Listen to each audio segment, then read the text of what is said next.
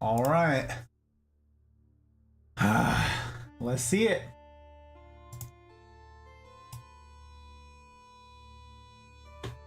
Let's see it. Weird. There's something on my chair. Hey, what? My goodness gracious. The most angerest of phones. It's ridiculous. All right, roll call. Let's see it. Show me. Should be roll call. How the heck are we doing? YouTube, what are you doing? Hello? Let's go. Chop, chop. Come on, come on. Come on, it's your big day. It's your big day. Okay, you did it. Twitch. Also functioning. We take those. Alerts. Sound like they're working. It's like on cue. It was on cue. Oh my god. Okay, I think they're there. Got our captures ready. Our lurks.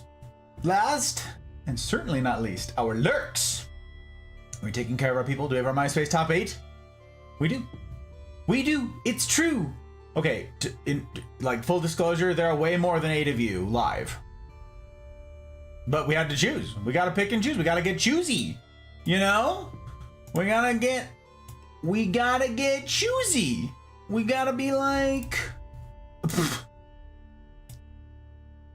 Well, listen, not everybody should stream. Not everybody should do it. It shouldn't be the business for everybody, you know? Much as I like them, I gotta choose. I gotta get choosy. Greetings. Salutations all. It's very good to see you. How the heck we doing? You guys doing? I see Retro was here like minutes ago. Oh my gosh, and Leanne, hello.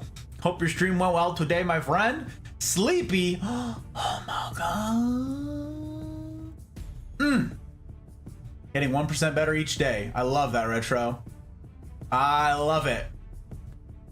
I love it. Mel! Hi, Mel! Thank you for calling out, Leanne. Hello, Levi! Good to see you, Levi. How the heck you doing? Levi, how much do you know about whiskey? If you know stuffs about whiskey, I'm gonna be leaning on you, Levi. I'm gonna be like, help. Help me. Teach me your ways. That's what I'm gonna be doing. So don't go anywhere. I need your help. And if you don't know anything about whiskey, you know, you also gotta stick around so you can learn. It goes for the rest of you guys too. Dor, it's good to see you. Gua, Gus, Gug, indeed. All of the dude, it's good to see you guys. Welcome. Fastfa, how you doing, Fastfa? It's good to see ya. Just got out of boot camp. Congratulations. Oh my god. Welcome back. Welcome back to the real world if you got out of boot camp. That's a crazy thing. Rika! Oh! I'm so starstruck. I gotta straighten up my tie. I'm gonna blush. My goodness gracious, unbelievable. Rika, hi, hello. Hello. Cats found a spooter and it ran under me. Oh my god, that's crazy. So you're saying it's the cat's fault? Is that what I'm understanding, Leanne? I feel like I'm getting it. I feel like I'm picking up what you're putting down. Could be wrong. I don't know. Bree, fabulous human, listen. Ugh, my guy, very good to see you. I'd raise a glass to you guys, like right out of the gate here. However, we're gonna be doing a lot of that tonight, so no need for me to jump the gun on that. We'll take him, we'll take it as it goes. You know what I'm saying? Bree, I hope you're well. Hope your weekend's eve is treating you okay. I don't know anything about whiskey. I got you, Retro. I got you. Tink, you're here. Good. Tink's like, I think we need this thing. And I'm like, wouldn't it be something if Tink didn't show? Tink's like, I want a whiskey stream. Flees the country. He's like, until next time. Good to see you, my friend. Whiskey is alcohol. Nailed it. It's true, Mel. Oh, thank you for calling out Bree, that fabulous interloper. I just know that it tastes real good. Ooh, Levi, this is very exciting. Okay, I'm excited to hear all you fabulous humans who know like stuff. I am very interested to hear your take on things, okay? This is gonna be a stream where I'm trying to be informative with some of the basics. Many of you guys won't care, but you know, you'll know some fun trivia coming out of it with whiskeys. But on the other side of it, I want recommendations. I'm gonna make recommendations. I'm gonna do like tasting stuff. We've got pairings. I've got all the tips and tricks. I've got so much stuff up my sleeves. Why, they're rolled. It's to hold it in there. Yeah, that's it, or something like that. Anyways, I'm looking forward to y'all's recommendations and your suggestions for pairings and stuff like that. The same sort of stuff that I got to riff on with Astro last week. I wanna hear it, you guys. Okay, and I'm gonna be taking notes. I've got a notepad up. Okay, look, it's right over here. Look, you're gonna see my screen right now. We're going to, full disclosure, look over here. What do you see? There it is. There's my notepad. Okay, look. Recommendations from the Mafia. Astro, for example. It was a spicy hot thing from TJ's. Spicy mix from TJ's. Okay, anyways. I'm so excited, you guys. I'm hyped. Tonight's gonna be a lot of fun. Sorry for being late. Hot Bride just got home from the hospital. We completely missed each other today from working at the hospital. For everybody who's like, oh, who doesn't know that she works like she's doing nursing, okay? She's in nursing school, so she's doing clinicals, but she's also a nurse apprentice. So today was her day to work as an apprentice. So she wasn't like in the hospital because she's sick or something. She works in the hospital because she's caring for people who are sick. So anyways, she just got home, like literally 1 minute before go time. So we kind of high-fived and passed each other by. She was gone before I woke up this morning, and now she is gonna be asleep before I go to bed. So I can't do a chair stream right now. Someone's like, I'm gonna do a chair stream. I can't do a chair stream right now. She just got home from the hospital, so she got a shower and like sterilize. But I will take a break at some point because I do want to go like give proper smooches and see how the heck she's doing. Because some days in the hospital are tough days. Sounds like. So I want to be there for her. I want to support this fabulous human. Ah, so hot, so bride. Very hot, very bride.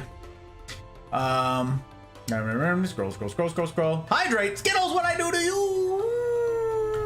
Good, and you, I'm swell retro. Yesterday was super productive. Great conversations and a lot of work done. And today, a lot of work done. Very productive, lots of editing. So we're flying. Rika, hi. I can hear your voice. That's so cute. You saying hi. You're an adorable voice, I swear. Sending lots of love. I'm grabbing dinner, but we'll be back. Hope your day was amazing.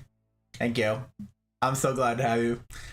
Oh my gosh. Ghoulie, how you doing? Ghoulie, hello. Oh my gosh. Speaking of fabulous humans, it's so good to have you. How the heck are you, Ghoulie? Oh my god. Oh my gods, welcome. Happy Weekend's Eve to you. Yes. Fabulous ones. Is actually gonna be grabbing a few more bottles tonight, tomorrow. Yeah, I got you, Tank. So this is perfect timing. Nice. I have a bunch of fun suggestions that will actually open up for anybody who's curious about like getting into the world of whiskey, okay? It will depend on where you live in the world, what your price points are, but that's gonna be part of what I teach. Is that actually your prices won't vary that much in terms of like diversity of spirit that you can get, okay? For like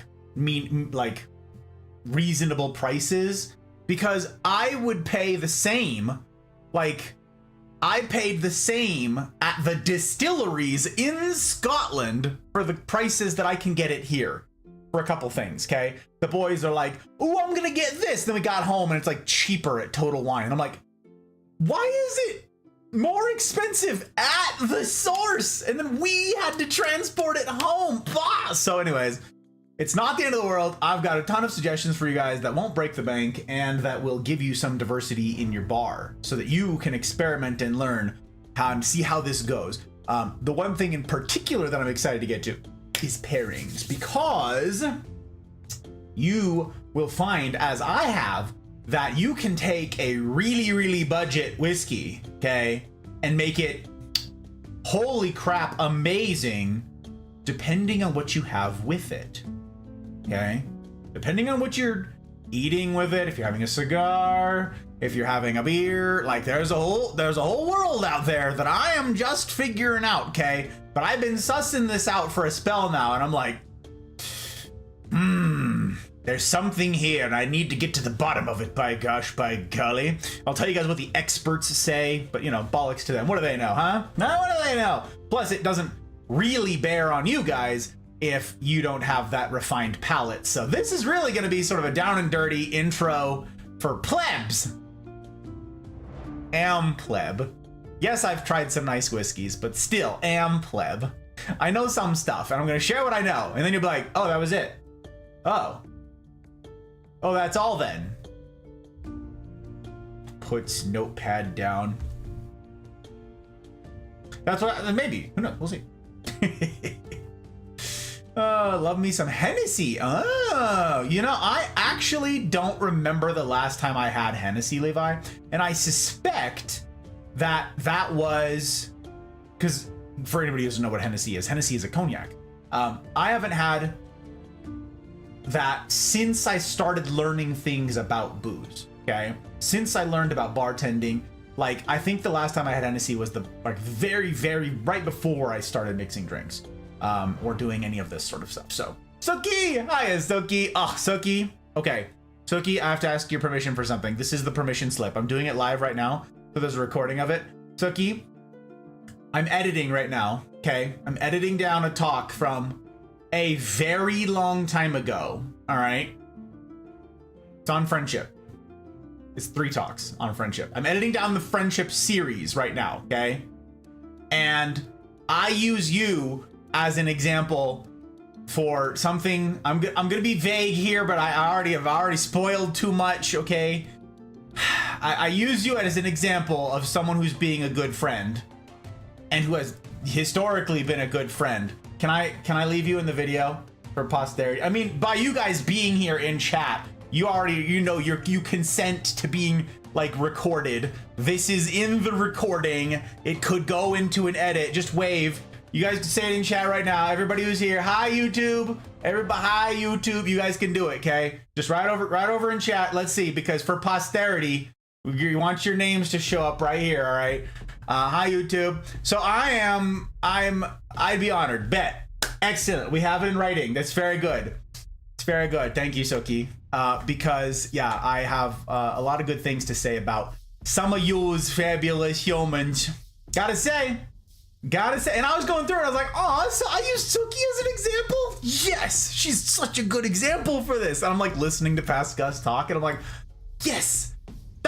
Bet he did it. He did the bare minimum and thought of the good uns, you know? Dude, okay, it's gonna blow your mind from how long ago this is, though, okay? I'm gonna tell you guys, like, when this series was done, like, when I publish it, you'll see, like, originally, like, streamed on these dates, and you're gonna be like, I am aged. That's what everybody's gonna say, because it's what I'm saying right now as I'm editing this, and I'm hearing past Gus talk about what's happening in his gaming life and in his streaming life and in his mafia life, and I'm like, I am aged.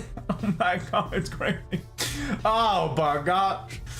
Oh, my suits didn't fit. I was too small for them. I'm just a little baby. Oy. My goodness gracious. Just up later than I should have been, given the time I had to wake up. I got you, Tink. I see. This dude is out here getting his crazy sleeps. So busy. Very work. Did I miss anyone? Just lost my mind over something funny. Hey, putting the penguin heart to good use. Hooray. I like his salute. I like his 07. I like the heart. I like them. They're fun, Mel. They're fun. I learn about the stuff and the things about whiskey. Yes, indeed. I'm very excited. Very excited. Howdy, Gus.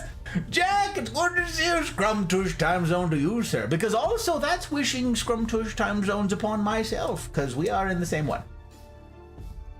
Yeah. Yes. Yes, indeed. Very good to see you, sir. Very good. Of course you can use me as an example. I'm so glad. I'm so excited. Panda! Hello, Panda. Welcome in. How you doing? Again, I'd raise a glass to welcome you fabulous humans, but we're gonna be doing a lot of that, so we're gonna hold off. I future people. I got edited in if you see this. I goofed. Jack, that is so funny. Oh gosh. Retro YouTube. Oh my god, YouTube gang. Yes. All right, fabulous humans. If you're here on Twitch, follow on Twitch, but also subscribe on YouTube, because I am trying. It's no guarantee that it's going to be with any sort of haste, like at one point I was able to do. But I'm trying to get more stuff going on the YouTubes, so you don't want to miss the things. I'm going to be promoting it, obviously, when they go live, but the Gus Talks, I'm not going to premiere here on stream because they're longer form content, obviously. And they are being chopped down from their full-length 4 to 5 hour lectures down into something between 30 and 60 minutes. Okay, that's my sort of like window. So they're not short form. So that's what you can expect. I'll let you guys know when I'm publishing stuff, but I'm working really hard. Tonight is gonna be a short stream because military stuff's tomorrow and Sunday, so are gonna be affecting my stream tonight and tomorrow night. So per the schedule below on Twitch, this is a short stream. Tomorrow is a short stream. Today is not a plant stream for that reason. We don't have time. There ain't no time for me to build out the set, tear it down. I don't have any of that time, okay? So no plant stream today. Those resume next Friday, 1 week from now, minus 20 minutes. You don't want to miss those first 20 minutes. They're critical or something. That's next week, next Friday, right? Am I crazy? Is that, wow, that's super loud. I better turn that down. Woo, that could be danger. Who is texting me? Everybody I know is here. Ooh, everybody I know is here. Oh, it's a new server I joined. That's what it is. Mute the servers. Unbelievable. Get it out of here. I don't got time for the noodles. Unbelievable. So yeah, anyways, short stream tonight, short stream tomorrow. Whiskey, introduction to whiskey tonight. Very excited for that. Minecraft. I'm like, what is it called? Minecraft tomorrow night. Minecraft, short stream on the private Mafia server. We have a server, okay? And it costs channel points to get in. Yes, you have channel points. You're like, but I'm looking, Gus, it's right here, right? Like, where's the channel points? There's no channel points from Twitch, okay? I don't have Papa Bezos points. I have channel points. And those are through stream elements. So yeah, you can like punch in points and see, look, that you have points, okay? You have points, it's very exciting. And it costs those to get in because we don't just let any old body in. You gotta have skin in the game. We've had bad actors in the past. That's why we can't have nice things, you know? So only the people who are here, who know the Mafia, and who can be trusted, man, yeah, are allowed in. But you guys can join if you're not on the Minecraft server and you want to be. I'm going to be doing some of that tomorrow night. I'm going to be resuming my build that, you know, is just a many years long project that has no sort of completion whatsoever because I'm #foreverbad and I am just a baby. I'm just learning. That's going to be resuming tomorrow night. Tuesday in it is more Mafia. Very excited. First playthrough of that. No spoilers. Thank you. And I think that's the stuff. I think that's the tea. Am I forgetting something? I'm probably forgetting something. Follow on Twitch, subscribe on YouTube, join the Discord. The Discord's the best. Speaking of Discord notifications, making all sorts of racket and stuff and things, join the Discord. It's great. All of you guys who were there on Wednesday, thank you for doing life together with one another and for allowing me to be a part of that. That is best day of the week. I love these talks. I do. And I find it super gratifying to try to be helpful to people. But there's something about being in a call with you guys face to face that can't be beat. So Wednesdays, get plugged into Wednesdays. The spots are filling up. Okay. We are, I believe, I got to give it another like week now to find out for sure. But I think that like the last 3 are full. Okay, I'll have to call an audible on a couple of them because we got some folks who haven't quite committed to them, but like the last 3 are like full. I haven't taken down the 5 pum and the 7 pum ones yet, but you go to the events tab, per links thing, tink thing right here, that thing right there, and you see which ones are available, and you don't have to RSVP or anything. You just show up. Okay, you just set a timer on Wednesday, put an alarm in your phone. You're gonna forget. I forget. You have to set alarms. Okay. I mean, I don't forget, it's my entire day, but you know what I mean? I forget things. Set an alarm. Wednesdays, make it a priority. It's that critical, okay? We live or die without community. It's not hyperbole. You gotta be there. You've got to be there, and once they're full, they're full. So, it's crazy. Also, you will notice that there's no ads around here. Or if you're new around these parts, you're like, what is happening? Where are the terrible Subaru ads? Where are the... Is it a basketball ad? I don't know what there's like a basketball one. it's something with sports ball, okay? There's like a sports ball ad, there's a Subaru ad, and you know, that's how I know that they're crap, okay? I don't even like watch the ads and I know what ads are playing. So no brainwashing here, all right? No ads, none of the turbo, okay? It's all base, no turbo. I'm sorry, everybody just unfollowed. I'm sorry, listen, Joke makes that joke all the time and it makes me laugh, so I shouldn't have assumed you guys laugh at the things I laugh at. I understand if you take back your follow, it's my fault. Yes, officer, it was me. Take me away, I'll admit, I plead guilty. Unbelievable. So anyways, you won't see any ads around here, and that's because I'm not brought to you by the platforms. I'm not brought to you by Twitch or by YouTube. I'm not beholden to those platforms. I'm beholden to you guys, the fabulous men and women of the Mafia who have agreed to try life on hard mode. And then those of you guys who have parted with your hard-won dollars to see that this is a project that just might have a shot at a future. And isn't that something? So thank you to everybody who has made that decision, who has sacrificed to see that we get to continue doing this. Any good that comes from this comes from you lot, okay? All of you folks over on Coffee or Patreon, using the tip feature to sponsor plants when we're doing the plant streams, all that. In particular, I'm grateful to my public patrons who have taken this subscription style support to the next level.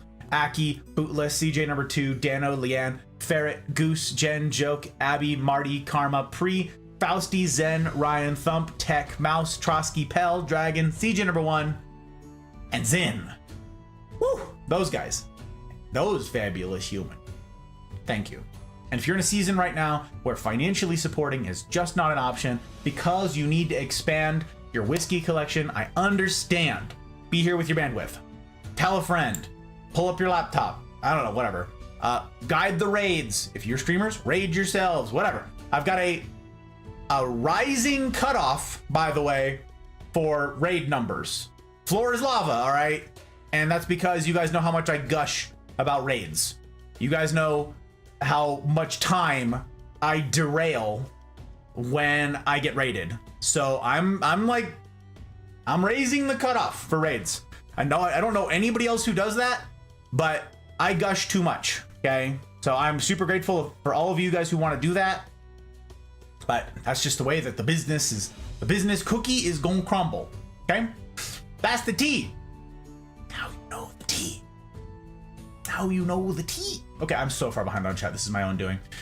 Oh, put in for a job and promotion at work and got it. Congratulations, Ghoulie. I'm good. Hope all's been well. I'm drinking Atomic Pumpkin. Oh, is that right? I think Hop Bride has Atomic Pumpkin in the fridge.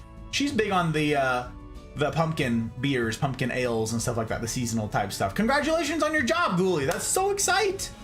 Very exciting. Very exciting. Suki too. You and Suki in good company up there. Suki just did that. It's so cool. Good job, you guys. And Retro. Oh my god, we have like a bunch of people starting new jobs right now. Very wholesome. Very encouraging. Good job, you guys. Good job putting in that work. Paw! Hello, 'tis I! V Paw! You know, Paw! It's like the dogs, you know, that are like missing legs. The Paw, it's just one leg. Just hopping around on the one leg. Just the Paw, not the others. This one. It's good to see you, Paw. Welcome, welcome, welcome. Oh my god. Okay, scroll bars. We are scrolling. Look at us. We're doing such a good job. Hearing points reminds me to get a pack before Tuesday. Oh my gosh. Wait. Did you? Oh, he did. Look at you. All right. Get that disappointment in. I got you. Okay, I had to put one to Jack. Where's Jack? Why can't I ever? There you are. All right, your tally's on there, sir. Your tally's on there, sir. It's gonna be something. It's gonna be something. Scroll bar. Thank you guys for dropping links to everything. I appreciate it. My alarm is set for 11 a.m. Hell yeah, Leanne.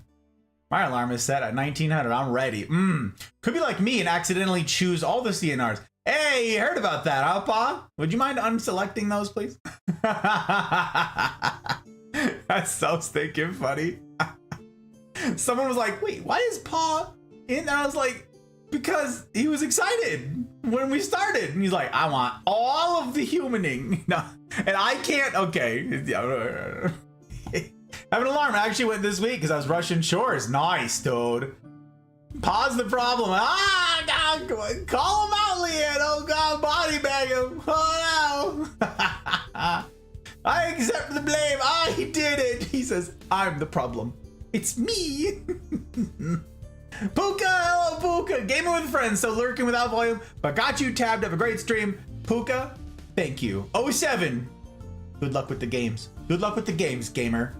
Thank you for the bandwidth. I appreciate that tab so stinking much. Oh my gosh.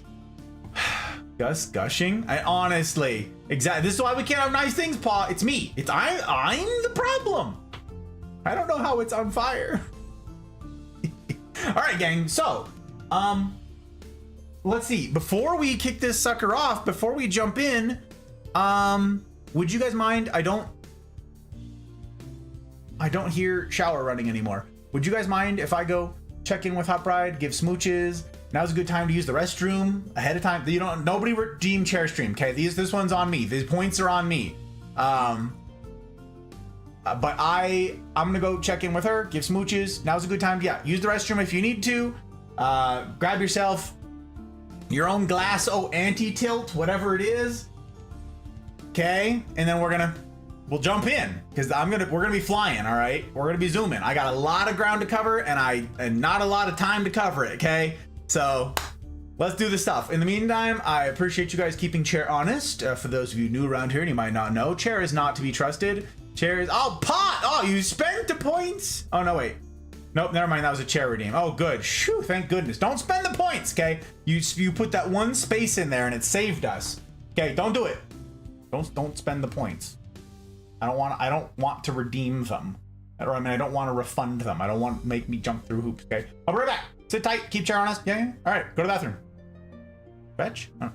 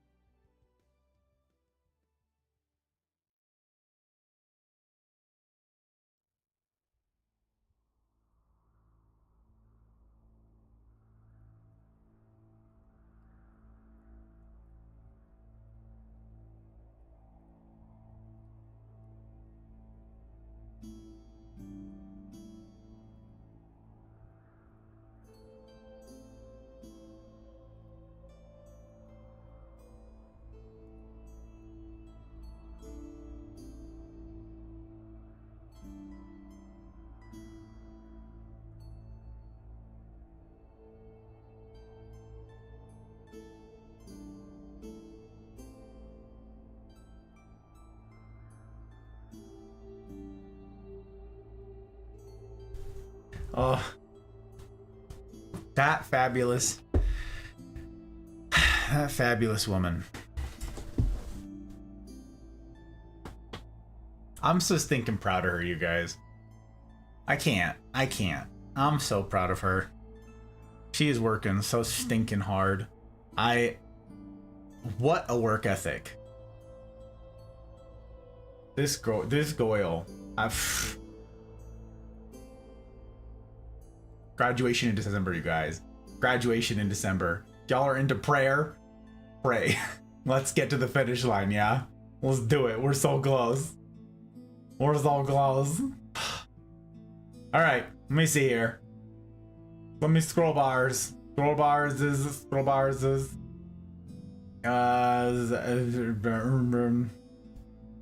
I'm flying. Resuming. Skittles! Skittles! How are you, Skittles? You doing okay? You doing alright? Stretch! I take back my question of how you're doing. I know how you're doing. The answer is mischievous. The answer is mischievous! Hope this is a good long chair stream. And not Hot Bride having a good long chair stream. Yeah. No, it seems it was okay. I just, didn't get to see her. So this was my opportunity to sort of hear how she was doing. And now tomorrow morning we don't get to catch up either, because tomorrow morning first thing we do is wake up hella early and then put on uniform and then go to work. So, and then we come home and then I go live again, and then the next morning we wake up really early to put on a uniform and go, and then Sunday we are in uniform, and then we go straight to a dinner that we are attending. We change out of uniform really quickly and go to a uniform or a dinner that we're attending, and then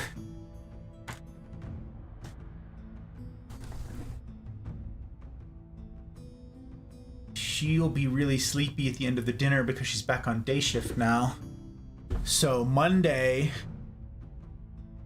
morning, she'll be leaving just as I wake up. And then she gets home from class just in time for me to go to men's group. And then she'll be asleep by the time I get home. And then Tuesday, she's got a mandatory lab, which means I don't get to really see her on Tuesday until she comes home and it's time for me to go live. And then Wednesday is the rendezvous all day, so I will see her next Thursday.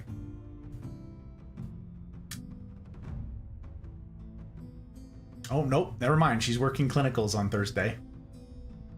And then she comes home and goes straight to bed. So I will see her next Friday. Nope, she's working.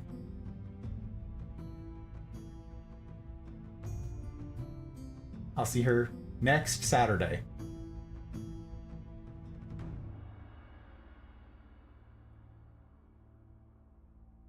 I'll see her in 8 days.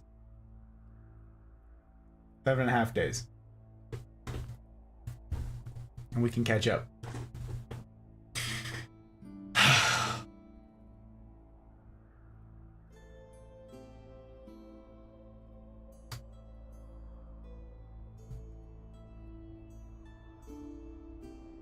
She's so heckin' swell. I'm so excited. I'm excited for every minute I get with her. Every one of them.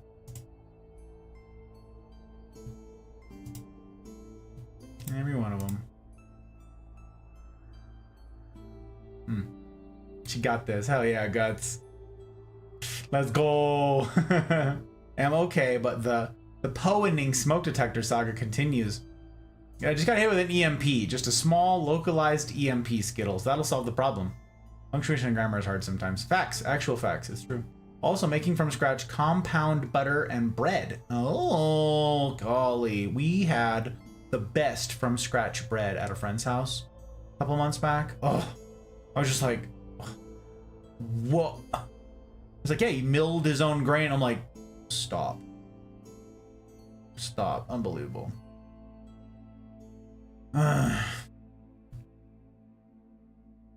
Lots in life is hard sometimes. That's true, Tink. That's true. I'm just really sad. Next Sunday, move your butt. December. Honestly, Mel. All right, gang. Oh, that's okay. I was honestly wondering why things were moving so slow. It's so. I've got DaVinci open still. DaVinci, be gone. Be gone with ye. I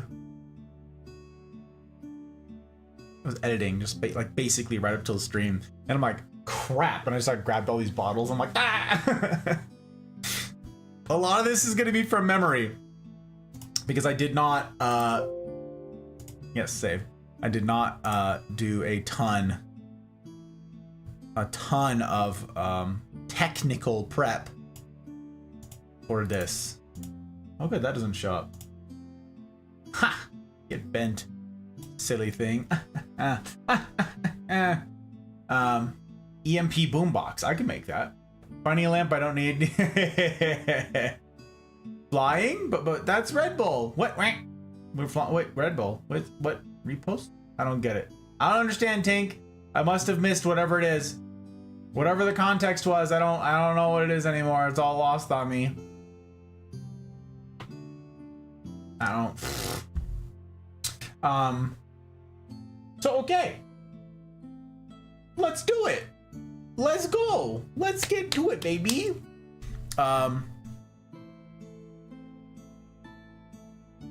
Where do I begin? Where to begin? Yes, so much. Well to begin. First things first, we're gonna do some definitions. You know I love definitions, okay? You know, God, I really want to pour something to start with, but it's gonna mess up my palate. Mess up my palate. Yeah, like I'm being all fancy. Okay.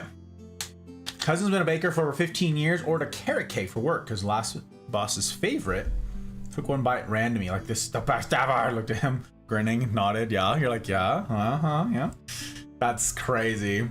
I love it, Jack. Very fun. That's how my mom is. My mom has made everything from scratch for her entire life. She loves doing it. So, yep. I grew up having stuff from scratch, and so it's like I can say no to a lot of store-bought stuff because I've been spoiled. Cleanse thy palate, indeed. Okay, so first we're gonna do some definitions, you guys. This is exciting. You're like, this is boring and I hate it. Okay, check it out. We are gonna do definitions because it is like, if you're gonna be talking about scotches, for instance, you gotta know what a scotch is. Okay, like, you might know the word whiskey, and that's great, but scotch is a kind of whiskey. That is, it is a, like, a legal term. It's kind of like champagne. Okay, champagne is not just a sparkling wine. Champagne has to come from the Champagne region of France, right? It's like Parmigiano Reggiano, right? Like the cheese, it can only come from the Reggiano. I think it's the Reggiano, like, region of Italy? It's got a name. Whatever it is, it has to come from that region in order to be called that, okay? So you might know the word whiskey. Hooray, everybody knows the word whiskey. But also, you might be looking at the stream title and go, why is the E optional? And maybe you're actually not familiar with the fact that that's actually what having parentheses around a letter in a word like that even means in the first place. So you're learning also something about English today. That's fun. Having it in parentheses like that means that that letter is optional. It means that I want you to read that word both ways, okay? Whenever somebody does that, you put something in parentheses like that in a letter, okay? Like, that means it's optional. It's both and, okay? Both and. So that's what's going on right there. And you're like, what do you mean? Why is it with an E or without an E? And some of you are like, I've always spelled it with an E in it. And some of you say, I've never spelled it with an E in it. We're gonna learn some stuff. It's very exciting. First things first, whiskey is just grain alcohol, like with some stuff, with some rules around it, okay? If you're like, why is there an E? Well, in Scotland, it doesn't have an E in it. In Ireland, it does have an E in it. And the E carried over to the United States with the Irish immigrants, okay? And the Irish immigrants came over to America before the Italian ones did, before the everyone's did. Like, there's a whole bunch of like, who came in what order, right? And so the Irish influence came over to the States and brought that E. So much of the whiskey in the States has an E in it. Now, not all of them. A couple of them don't. Notably Maker's Mark, which, like Maker's isn't that bad. Go for Maker's 46, but like, that was my beginner's whiskey.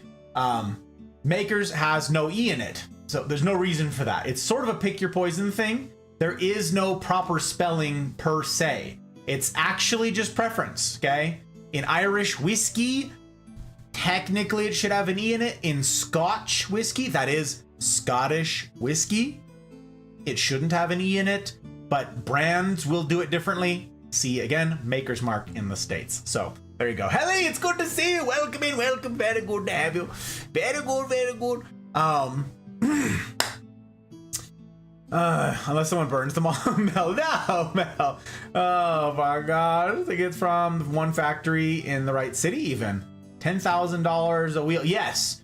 It's like, it's a regional thing, Jack. You're exactly right. How we doing? We're doing swell, Helly, because we're getting into whiskeys, baby.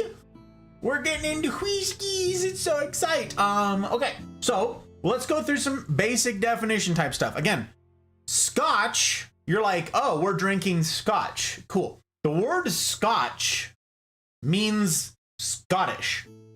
That's all it means, okay? Like from Scotland, of Scotland. The word Scotch actually doesn't mean anything by itself. Now, if you're already in a discussion about whiskeys and you say, have you had this Scotch? People will know what you're talking about because it's in context, right? But Scotch by itself can be Scotch fudge, Scotch chocolate, Scotch clothing, Scotch people, okay? Like Scotch just means it's from Scotland. So it's actually Scottish whiskey. So they just call it whiskey, okay? Over there, they don't refer to it as Scotch. They call it whiskey. You see? You see the problem already?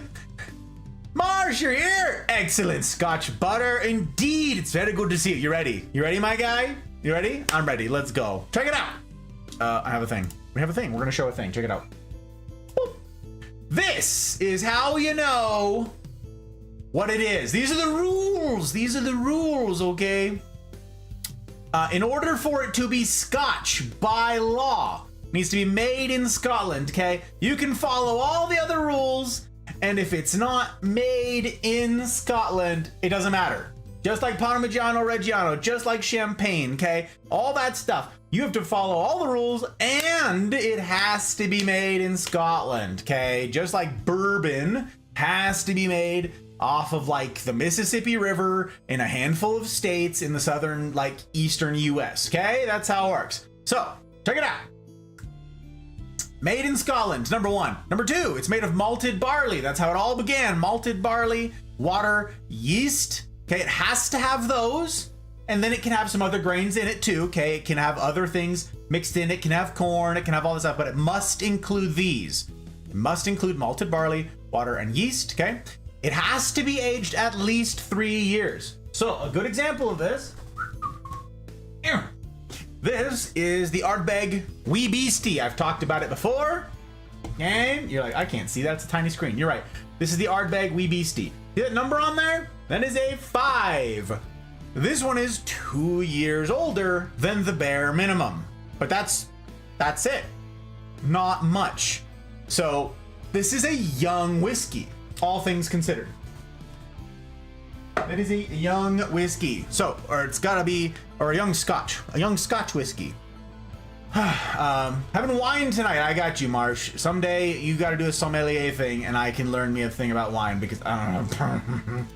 I don't know. As much as I approve a good lesson, I should be getting to bed and bandage this cut on my thumb. Oh my gosh, disinfectant. I hear whiskey will do that. The proof matters though. Be careful, my guy. Hope you aren't too wounded. I hope it can be like taped back on if your finger's doing a Pez dispenser thing. I don't know. But get that good slep. If you're leaving your bandwidth here, I will steward it as well as I'm able, sir. Always good to hear from you. Always good. Hydrate, anti-tilt, joke. Hello, sir. Okay, I'm not to the anti-tilt yet, but it's good to have you, my friend. Good to have you indeed. I could have a great wine lesson? Is that so, Marsh? Bet. Tell me when and where. I'll be there. I want to learn things. Always make you drink water. Drink non-water. Drink Joker. That's actually hilarious. That's hilarious because you get called out. That's very funny. Barely a cut. It's bleeding. Just a bit. My gosh, you have to amputate? That's crazy, Helly. Oh, my jeepers. You have my bandwidth. Use it well. I shall endeavor to do so, sir. I shall endeavor to do so. Okay. Okay, rules. Right, rules. Back to the thing. It has to be aged at least 3 years, okay? And that means aged in a cask. And I have illustrations of that to show you from pictures from our trips over there, okay? Or our trip over there. And then if it's labeled, check this out, blended scotches, okay? If it's a blended scotch, they have to put on there the age of the youngest thing mixed. So check it out. This, you guys have seen this before. This is Monkey Shoulder. This is my go-to mixing scotch, okay? It's really mellow. Like if it's not a drink that calls for some sort of peated something, it's not supposed to be smoky, and I just need a mixing scotch, Monkey Shoulder is my go-to. It is the best value, and it's really good. I mean, it's not the best value, but it's really, really good for the value.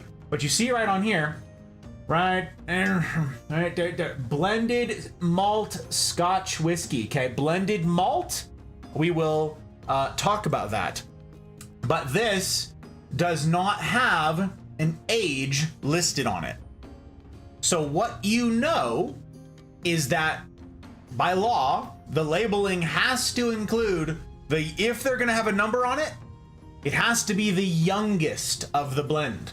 Since it doesn't include it, that tells me that it's probably fairly young, okay? And that's because what they will often do is make a really fancy whiskey or some such, and then you cut it with the lesser stuff so you get more volume and more bang for your buck, okay? But you don't want to put a 10-year whiskey with a 2-year or 3-year minimum, 3-year minimum age, right, on the blend, and then label it a 3-year whiskey. No one would buy it. So there's some gaming the system here, all right? There's some gaming being done. But anyways, so it must include the youngest age on the thing, and it has to be a minimum of 40% alcohol by volume. Hooray, now you know stuff. Very excite. And I have another, where is it? Okay, more definitions. Very excite. There are types of Scotch whiskey. Oh, you can't see that. Oh, why? Gus, stop being so ridiculous. There you go. Look, we did it. Okay, 5 different types. And remember, there's no E in Scottish whiskey. Single malts, you guys have heard that. It has to come from one distillery. It has to be 100% malted barley, okay? Single grain also has to be one distillery. It has to be malted barley. And then something else. That's why it would be called single grain, okay? That is, it has a single additional grain, is what the name doesn't say in calling itself a single grain, okay? It's malted barley because you have to have that as a bare minimum, right? Plus a single other grain, all right? A blended malt, this is 2 single malts blended together at a minimum. It could be more, but like, obviously it's a blend, you know, if it's got those mixed together. And a blended grain is the same thing. It's 2 of these minimum mixed together, and a blended scotch, and that is a mixture of a single malt and a single grain combined. And again, back to our monkey shoulder here. Back to our monkey shoulder here. This says, what does it say? A blended malt scotch. A blended malt scotch. So we know that is right here, bottom left. This is a minimum, we don't know how many, 2 single malts mixed together. Okay, hooray, look at that. It says is blended in small batches of Speyside's finest single malt whiskeys. Okay, so huzzah. This is a Speyside, as it said. Speyside is a region of Scotland, and that is, do I have that ready to show you guys? Do I have that ready to show you? Hello?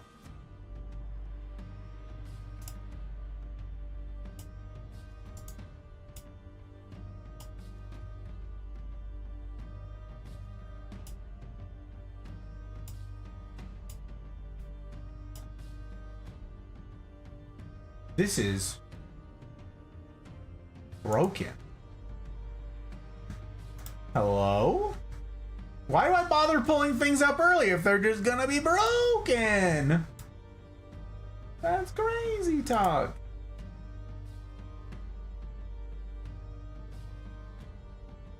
That's crazy talk. Okay. I'm just gonna take a new snip of this. New snip! Boop. I'm just gonna pull it up right here. Yep, that'll do. That'll do. Make it a little bit bigger here so you can see. Make it make it visible. Excellent. Okay, check it out.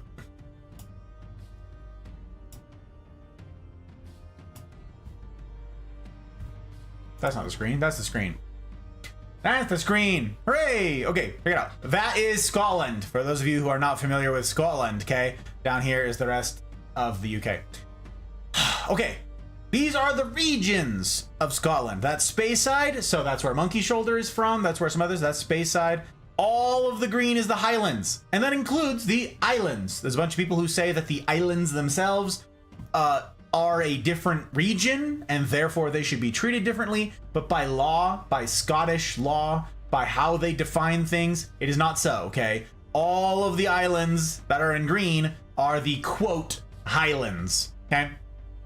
Then there's the lowlands over here that connects to the Britain proper, right? This is Campbelltown. Campbelltown is this peninsula that sticks out into the water here. And this is Islay, that little blue spot down there. That is where I went, okay? That's where I spent my time. That's where we were. That's Islay. That's the population. I showed you all the pictures, the population 3,000. That little island right next to it, that little green one, that's Jura. Jura is funny because technically it's a highland.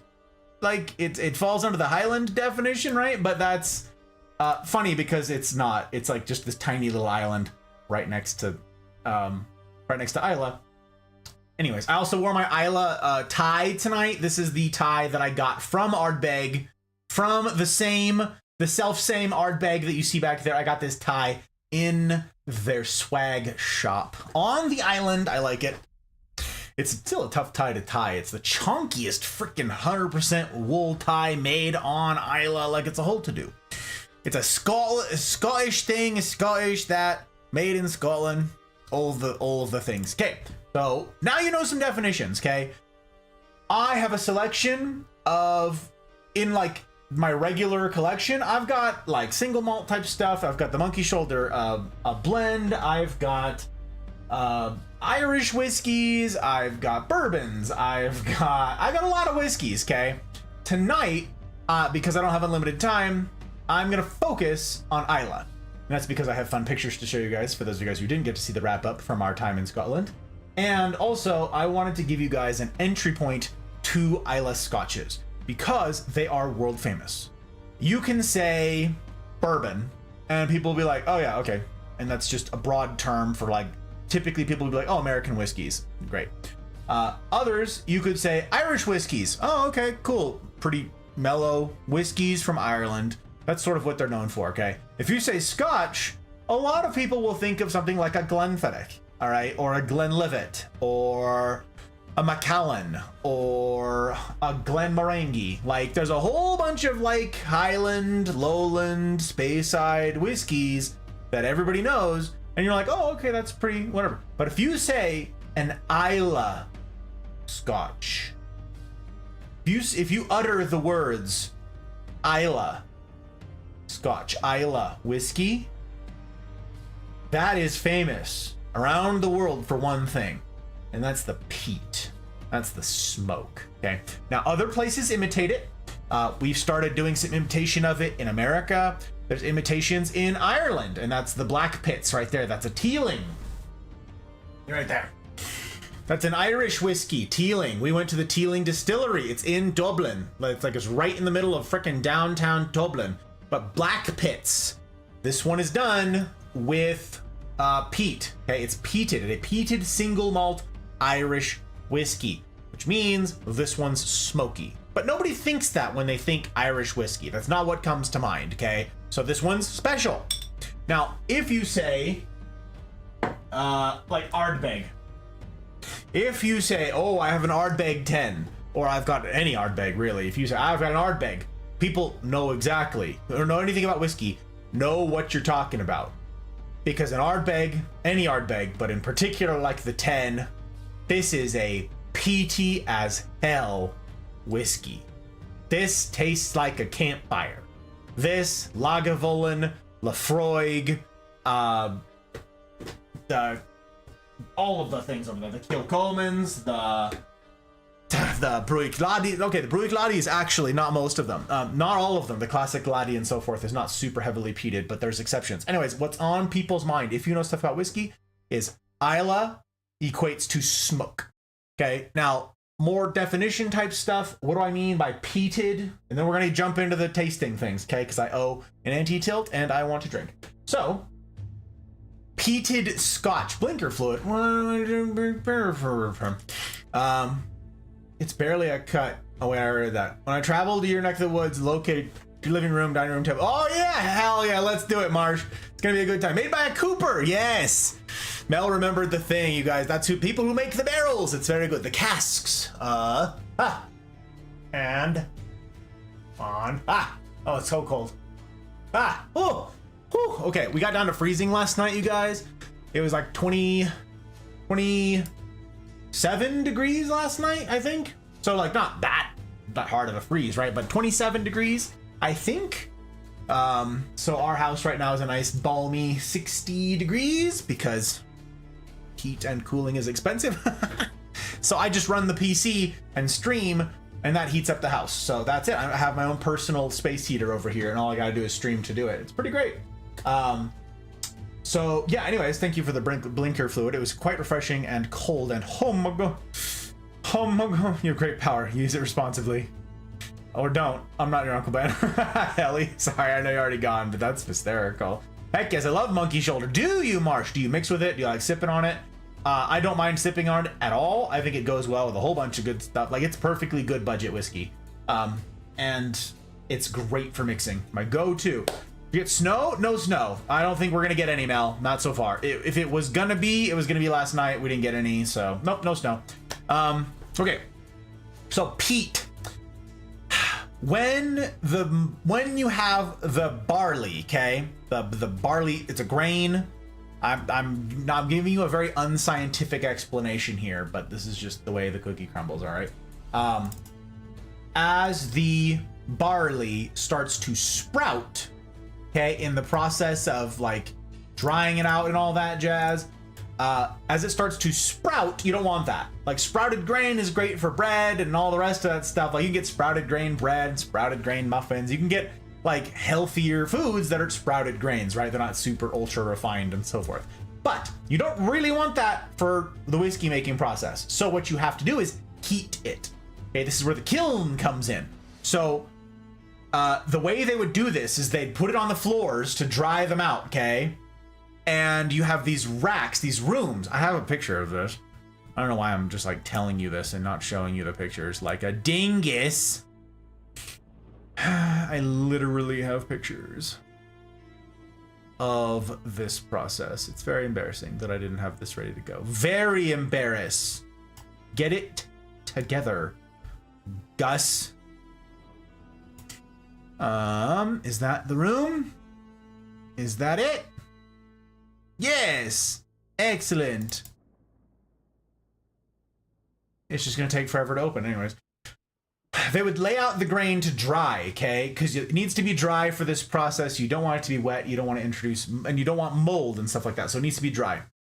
So you want to stop it from sprouting, and you need to keep it dry. So what they would do is you have these floors with all these holes in them, okay?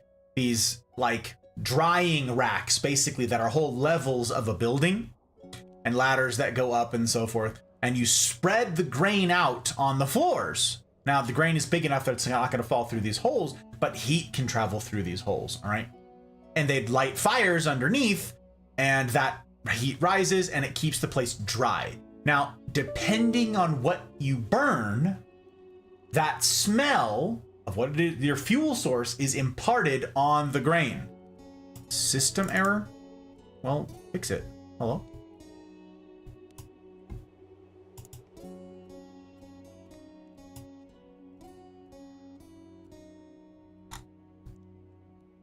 Where's just the drying? There it is. Oh my gosh, that took way too long for me to find.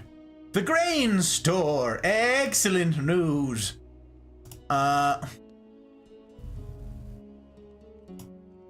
Is that even a useful picture?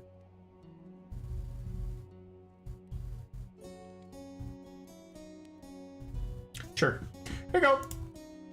This is the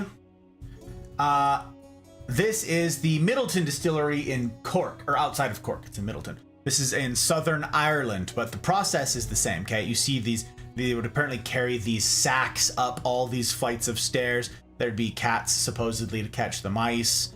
And you would walk it up by hand up all of these floors and then spread it out on the floorboards, okay? Where it could then dry. So this was the building. It's tall, and it was apparently perilous to climb. There you go, the grain store. Up we went. There, look at that. They got a new grain store. Look at all the tools. Hooray, so many pictures. Tallest building on the site. Look, 250 tons of grain per floor. 100 kilogram sacks carried by hand. Very exciting. Okay. So whatever's burning, that smell goes onto the barley and eventually ends up in your mash. And that's why you get the flavor profiles on your whiskeys, okay? So what is typically done elsewhere is they burn something like charcoal, okay? And that doesn't have a smell when it burns. It's like this neutral smell. So you just get the pure expression of the grains with nothing else added to it. If you're getting a smoky flavor, that's because of something added to the burning, the kiln process, okay? The driving or the drying process. So, yep, now you know some stuff, okay? Again, that's a really non-expert explanation, but lurking but listening while I catch some games. I got you, Tink. I love sprouts. Wow, you like the market? Talk about getting a workout on the job. Honestly, Marsh, they were like, and people would fall and die. Oh, you don't say. Well, for the whiskey, I guess. Over there on Islay, like, they don't got charcoal. Okay, you know what charcoal is? Charcoal is wood. It's lumber from trees and so forth. Islay ain't got those. Islay is a grassy, marshy island, that's on the off the southwest side of Scotland. There ain't nothing growing there, okay? Like, it's grass and a few trees, but there's no forests, okay? So there's no lumber to do this with. So what did they do?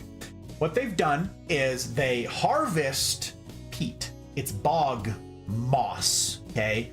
And over time, it gets compacted in the earth. Okay, and they harvest it in big swaths. They pick up big chunks of it, and it's just decomposing biomass, biomatter. That's all it is, okay? It's this decomposing bog material.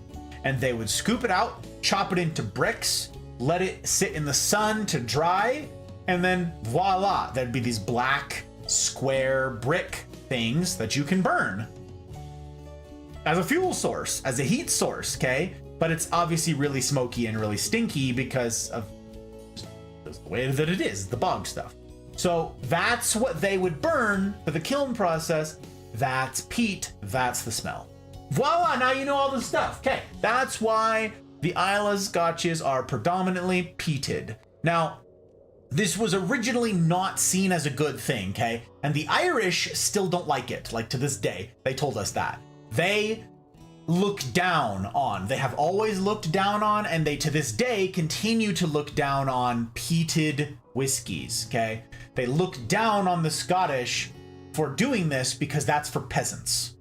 Like, if you're so poor that you can't afford lumber, you can't afford charcoal. So all of the Irish whiskeys, like what Irish whiskey is known for, is smooth and mellow. That's their game. That's what they do, okay? Smooth and mellow. No smoke. And so historically, yeah, they poo-poo people who can't afford to have smooth and mellow. So that's like a whole thing over there. which is funny because it's popular enough that they eventually were like, well, okay, let's, like, Teeling at least was like, all right, let's make a peated one because people want it. And if they're going to be spending money on it, they need to be spending on me. So that's, now you know. Okay, hooray. I have a selection of things right here that are of all sorts of different price points. And they represent different ages and different treatments. A lot of these are not from named distilleries. This is another thing, is some of these will say, like this one right here. This is a Craig Isle, okay? This says Islay single malt Scotch whiskey. Yeah, right there. Okay. Well, there is not a Craig Isle distillery on Islay. I know. I went there. I went all over the island. They don't got this. Okay. So what this tells me is that this is not a name flagship distillery. Okay. It just isn't. Meanwhile, I did go to Ardbeg. Went to Ardbeg in person. Got a tie, right?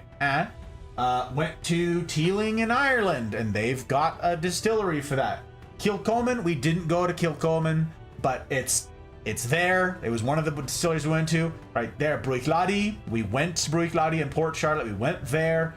The Octomore, same thing. That's at Bruichladdich. Like, you can go to these places.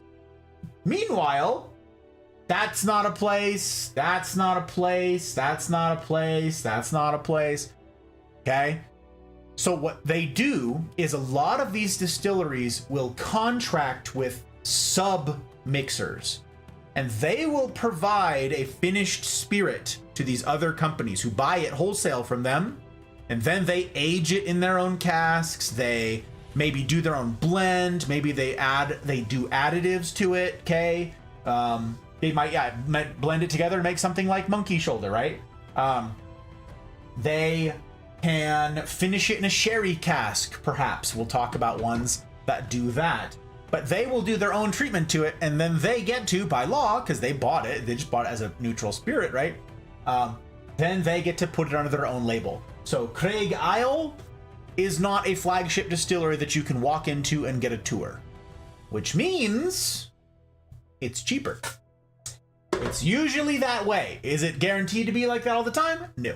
But you will most likely find that the ones that don't have a brick and mortar location that you can go to are cheaper. Okay? Okay. I think we're there. Now, I get to show you guys stuff. This is exciting. Oh, and right, if anybody's curious what Islay looks like, and you weren't here, I'm going to skip around and show you guys some pictures, because it's fun. By gosh, by golly. By gosh, by golly. Oh, it's so exciting. We get to start with this. Classic. There it is. There's the Islay airport. That's the whole thing. Again, if you guys weren't here for the debrief from our trip, there it is. It's a single flight per day. Is there a thing called the Devil's Cut and or Angel's Share? There is, Mel. I was not planning on going that deep into it, but I can. I can. You asked a question and I want to answer. Hashtag peasant life. Indeed, Sasuke over here. With the neo-peasantry. Yes. For such an inhospitable landscape, I couldn't have picked a more opposite name for myself. That is very funny. That is very funny. Desert Dweller me imagines a mesquite whiskey. Ah, yes, Jack. There is such a thing. In fact, I am looking to try a couple of them that I just learned about. I have not had the pleasure yet, but they exist. And because they're still trying to get their foot in the door, right? Because a lot of these new companies don't yet have market cap, right? They have to introduce something to get people in. Maybe it's intrigue, but more often than not, it's price. So all of the experimental whiskey companies out there who are trying something different are often also pretty cheap, which is part of what I want to talk about tonight. Didn't intend to derail. Commodore, hello. Speed aged whiskey. First of all, good to see you, Commodore.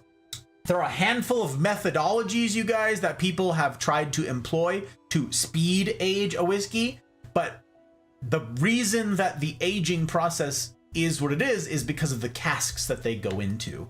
Okay, you put it in an American oak like bourbon cask. That's what you put your scotch into. And the heat in the warehouse of the changing seasons over the year is a expansion and contraction of pressure. And that means that it seeps into the wood over time. Okay. And then it seeps back in and then in and out of the wood, the actual lumber that makes the cask.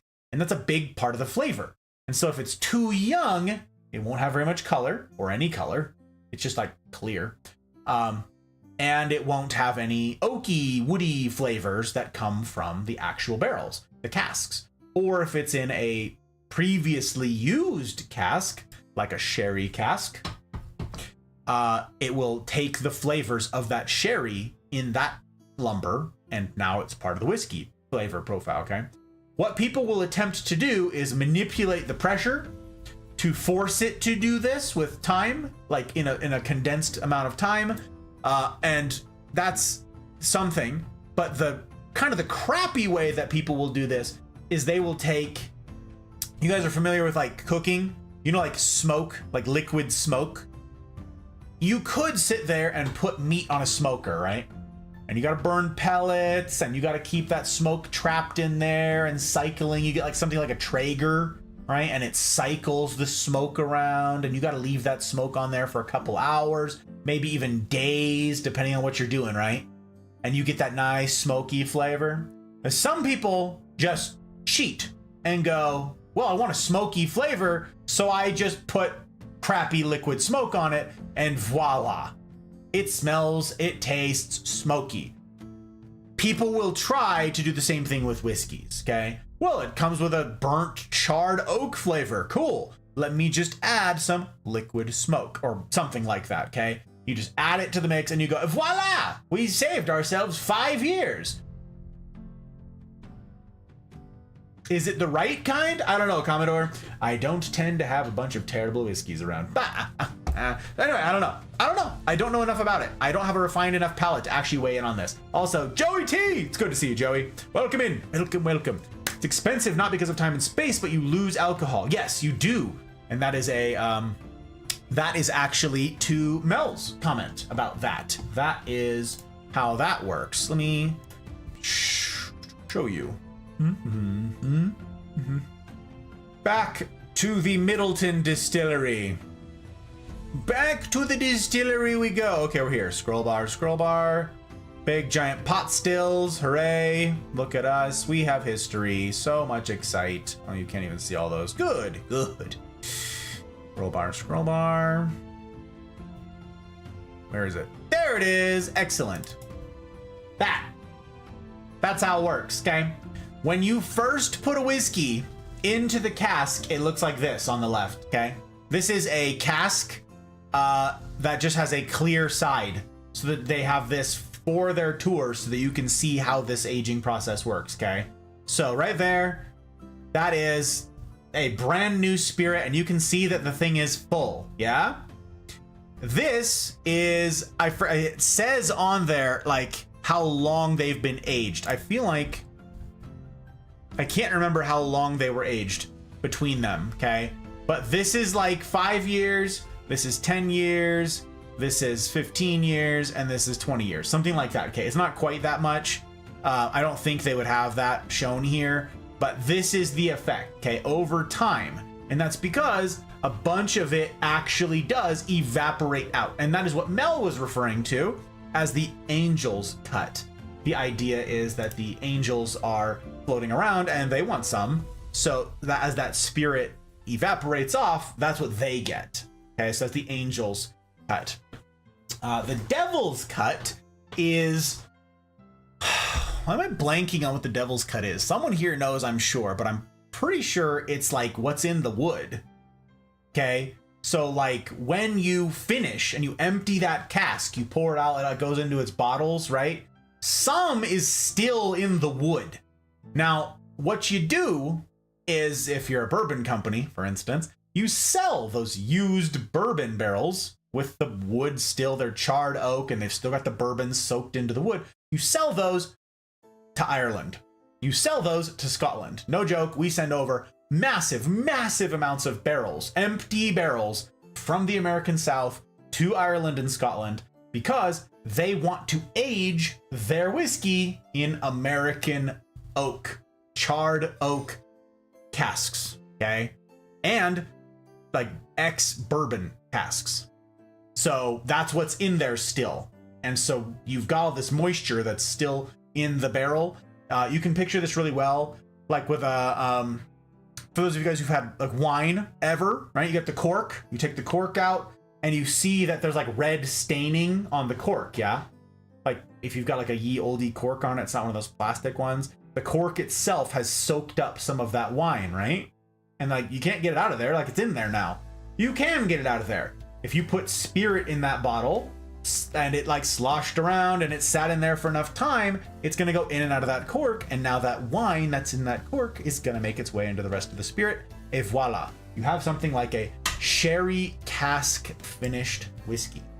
So now you know.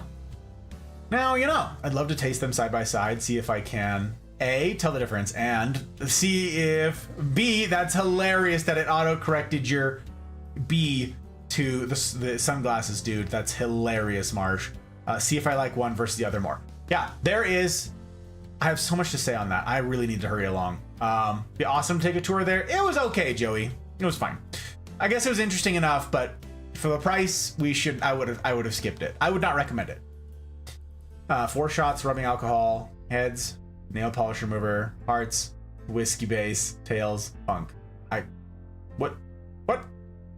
I don't even know what we're talking about, Commodore. I'm lost. With the small batch method, home experiments is that you can take a young whiskey and put it in a jar. Takes cubes of wood and char them. Yes. That is another one where you, people will do what Jack said. They will actually take a whole, this is something that the big distilleries do, okay? They will take those American oak, like, casks, right? The whiskey barrels, and they'll put them through a shredder.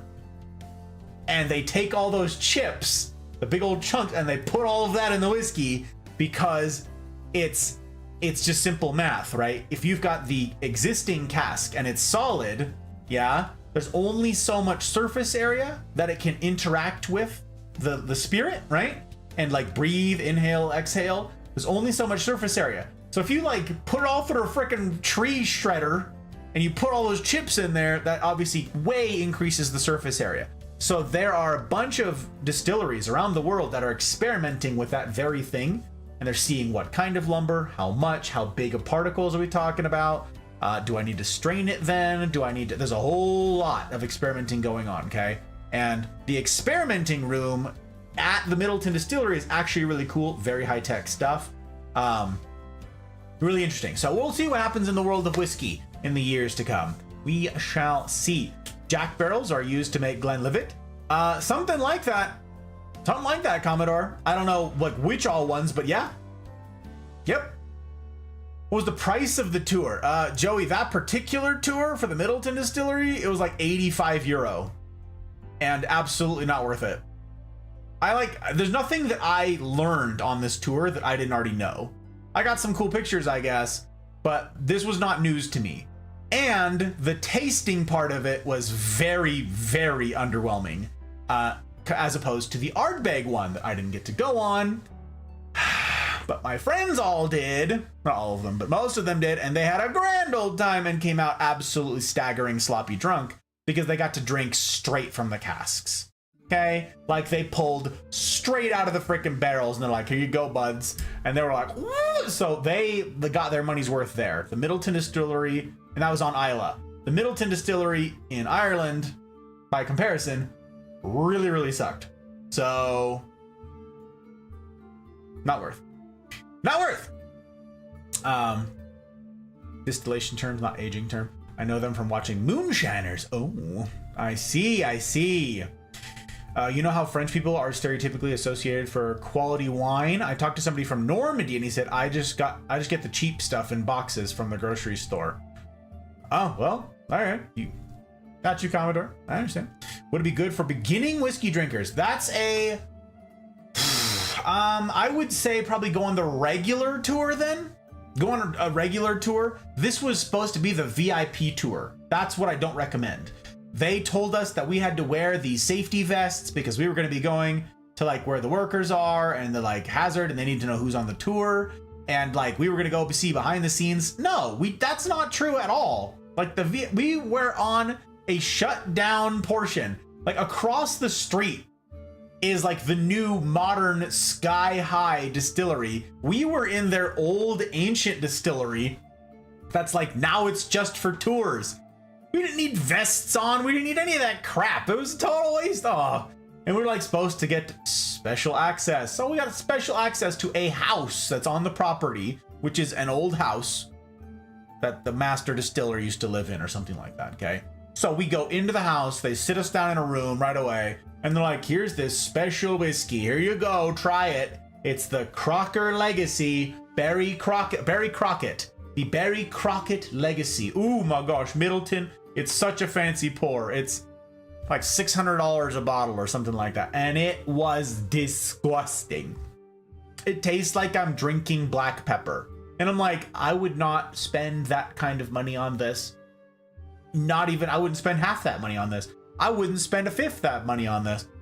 I wouldn't spend a tenth of my money on this. This was swill. This was disgusting. So no, totally not worth the VIP tour. But hey, if you want to go on a tour of a distillery once and it's $30, go on it. Totally. Ask questions, see what they know, maybe get to try a whiskey. Totally worth it so you can learn. So mine was a really high level overview of all the stuff and all the things. Now we are gonna scooch. This is Islay and Jura. That's the two islands that are there. There it is, look, Ardbeg. Ardbeg, the wee beastie, right inside that itty bitty little airport is this. So this is actually where I want to begin because I have it right there. We're gonna do it. The Ardbeg wee beastie. Okay, this, though it comes from the other side of the world, I get a little bit of bottle asthma. Actually, you guys get a lot of bottle asthma tonight. Actually, not that much. How many of you have corks? Okay, some of them have corks. No, most of them have corks. Okay, a lot of bottle asthma. Prepare your ears. Prepare your ears. Okay. We're gonna do a little splash of this. We're not gonna do much. No, we're not gonna do much because I have a purpose for showing you guys this one, and you'll see. So, okay, Ardbeg the wee beastie. This is it. It is it's in this opaque bottle, so you can't tell by looking at it, but this is very light. You see the color on this? Very, very, very light. That's because it's young. How young does it have to be in order to legally be called Scotch? Or how old minimum does it have to be? You guys know. All the stuff and all the things. This is super lightweight or super light in color. 3 years. Hey, we're all learning. Hooray. Guys, look at us. Engagement. We're doing it. We're doing it, gang. 1.5 hours and he pours one. I know, Jack. I know. It's really lightweight because it's so young, which means it hasn't had enough time in a cask. So this has not mellowed out. Now, looking at this poster thing that I just showed you, like in the airport proper, that's not the screen I wanted. That's the screen I wanted. Check it out. Look, this has got tasting notes on it. It's very fun. Ardbeg is like fun. I like their art and stuff like that. They're wild. Also, they have this dog is their like mascot. Very fun. Check it out. There are the tasting notes. Tar, smoke, meats, pepper, chocolate. Ahem. You think so, huh? Well, let's see about that, shall we? Let's see. Cheers to you guys, by the way. Welcome in. It's a Gus talk. I forgot to say. Good drink? Check. Good smoke? Can't have it. Although, smoky. Pete, we sort of get good smoke. And good company. Thank you guys for obliging. I'm surrounded by fabulous humans. What could I possibly complain about? Let me know in chat what you're having for your good drink tonight, and we'll get to this thing. All right, so check it out. Let's give this a shot. Cheers to you guys who joined me for this fun but short evening. Welcome, welcome.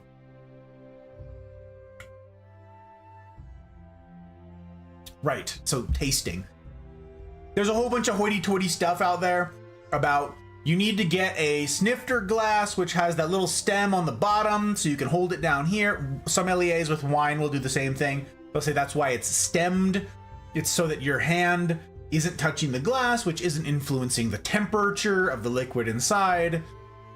Plus, your hands have a smell to them Okay, like even if you just washed your hands, or perhaps especially if you just washed your hands, they smell like soap or something, or hand sanitizer, or the dishes that you were doing, or the dish soap, maybe you have food, whatever it is. So all of these hoity-toits, pinkies outs will say, no, you can't have something like this. No, you need to have something stemmed to get your hand away from the liquid, so that when you smell, because tasting, like a bunch of, like tasting something is smelling something, right? Your nose is doing all the heavy lifting.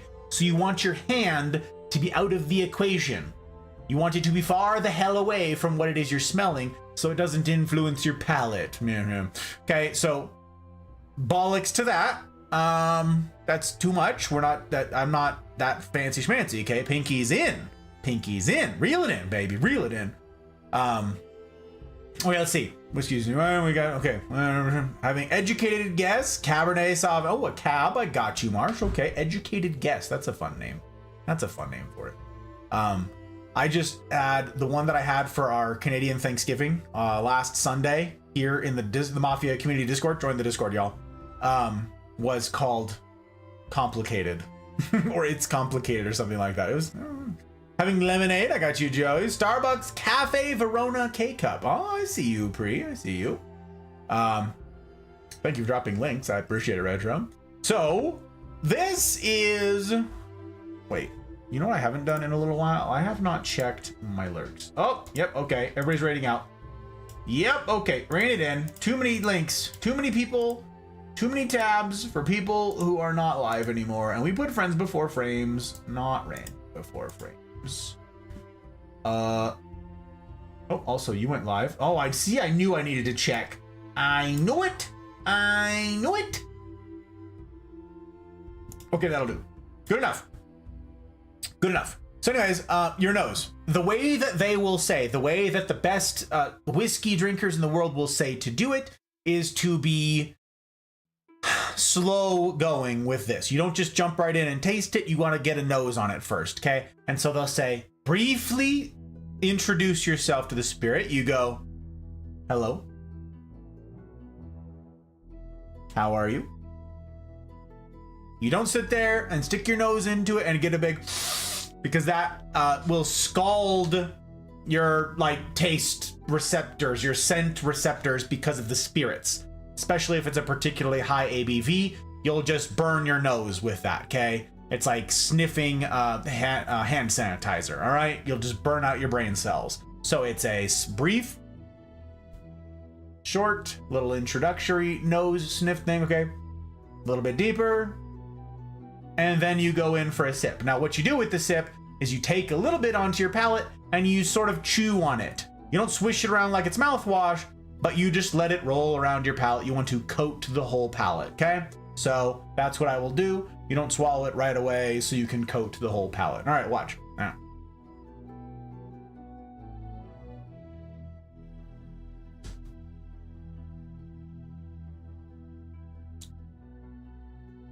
And then you breathe through your nose. We're tasting. We're chewing. Okay. What I taste is iodine. And iodine. I do not recommend the Wee Beastie as your introductory peated scotch. It's the cheapest entry-level Ardbeg that there is. I do not recommend it. If you are new to peated scotches, I do not think you'll like this. I don't. If you like scotches, if you're familiar with peated scotch, like if you know all this, fine. You'll probably think it's great. But by itself, in a vacuum, this tastes like iodine, okay? This tastes like a little bit like gasoline.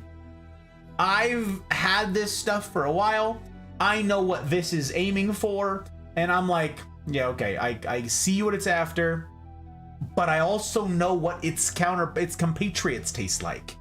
I know what its older, cousins are. And compared to that,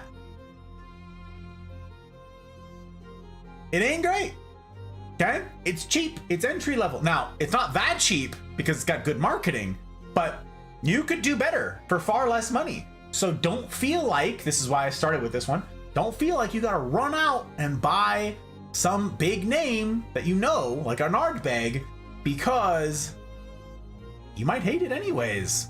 More to say on that. Why have you been drinking iodine?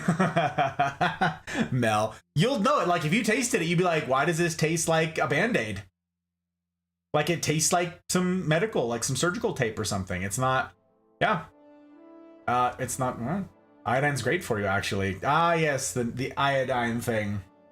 But that's what you get, okay?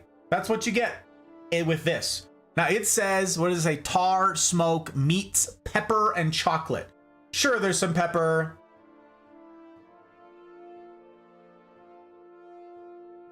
Meat, maybe, but I don't think so. Tar, smoke, pepper. Joey Beastie. Now, another thing that all of the fancy schmances will say is, I can't reuse this glass. It's tainted.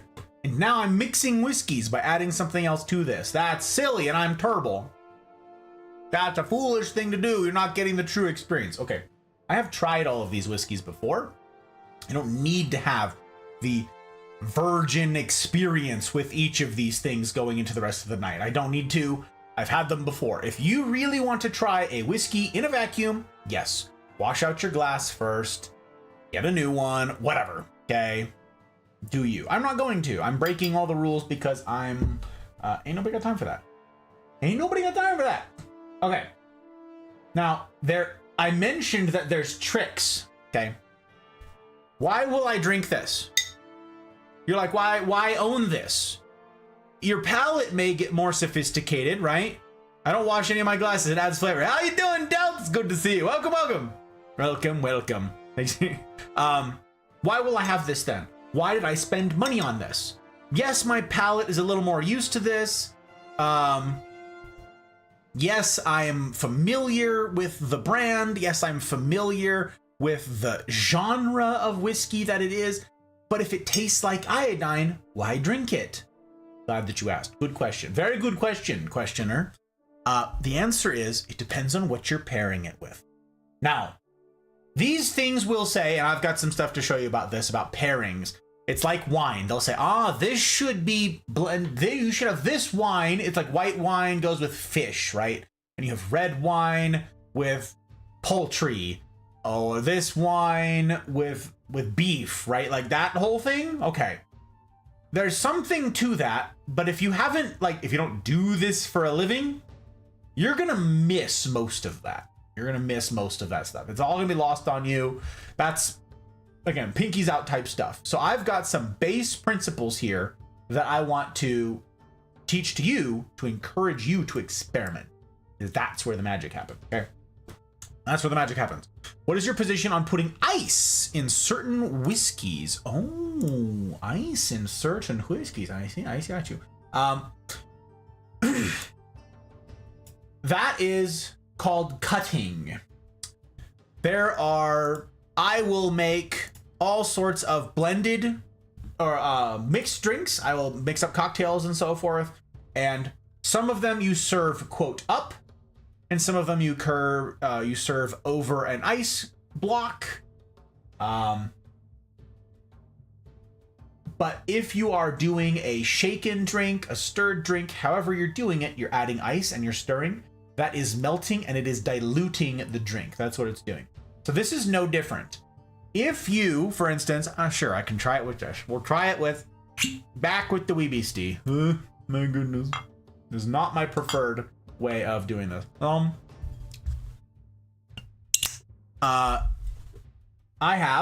I happen to be prepared for this because I knew someone was gonna ask. Cutting. Okay, this is distilled water.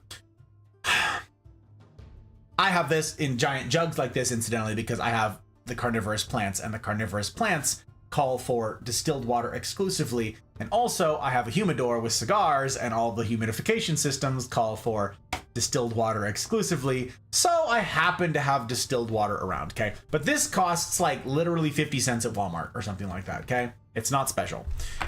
Just distilled water, that's it. You take the tiniest bit of water. Distilled water is ideal because your water has a flavor to it. It's got chlorine or chloramine or something else in it, and that imparts a flavor. Pinky's out, right? So you take the tiniest bit of water. I'm gonna see if I can do this with just the tiniest couple drops of water here without flooding. We'll see. That felt like a lot, actually. That felt like more than it needed. I don't know. We're gonna see. Ugh. Ugh. And this supposedly opens up the flavors. That's the language that's always used. It opens them up. It does something with your palate. It imparts a different, it's not as concentrated. It can be smoother on the tongue. So if it's in a particularly abrasive whiskey, this can help cut down on some of that. And adding ice to it achieves the same thing, but there's more to it, and I'll explain. So let's try this. Let's see. On the nose, it's the same. Shocker.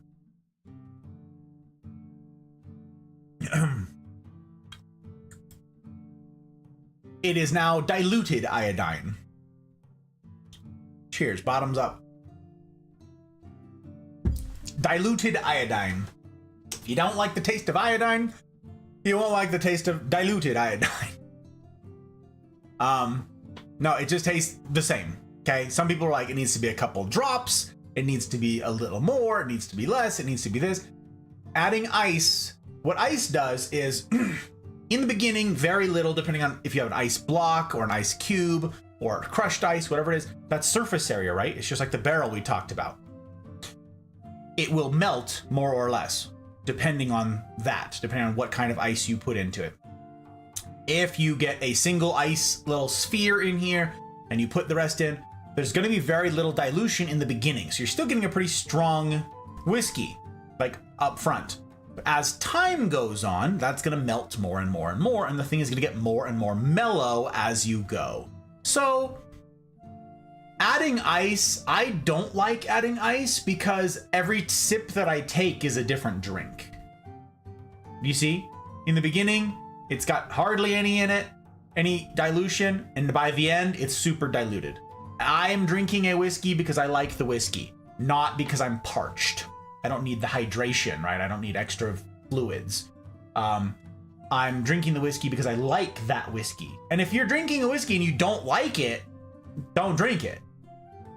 This isn't like, I'm manly and I'm gonna finish this drink. Don't drink it. Don't do it. Like, I don't know, a sherry oak aged scotch. Indeed, right here. That's where we're going. That's where we're going, Delt. We're gonna talk about that. We're gonna talk about the sherry ones. Just add more whiskey. It's true, I could ask more. No, that was actually not a bad cut. Actually, that wasn't bad, all things considered. Technically, you taste 10% of what you smell. So if someone had smelled anything they have tasted. Yeah. Assists the procedure of sniffing the booze. 45% plus is typically iced or corrected to 40. I have overproofed, a lot of overproofed things, Jack. In fact, I have an old Forester Prohibition somewhere. I also have the overproof. Where is... I moved everything around. I've got several overproof things, like really, like they should be much hotter than they come across. But yeah, anyways, Sam, it's good to see you, Sam. Does that mean I'm twerking? I don't know. I don't know what you're doing. Did I say something about? I don't know what that means. Sam, it's good to see you. I hope your stream went well, sir. Always a pleasure to have you back, my friend. Welcome to our humble abode.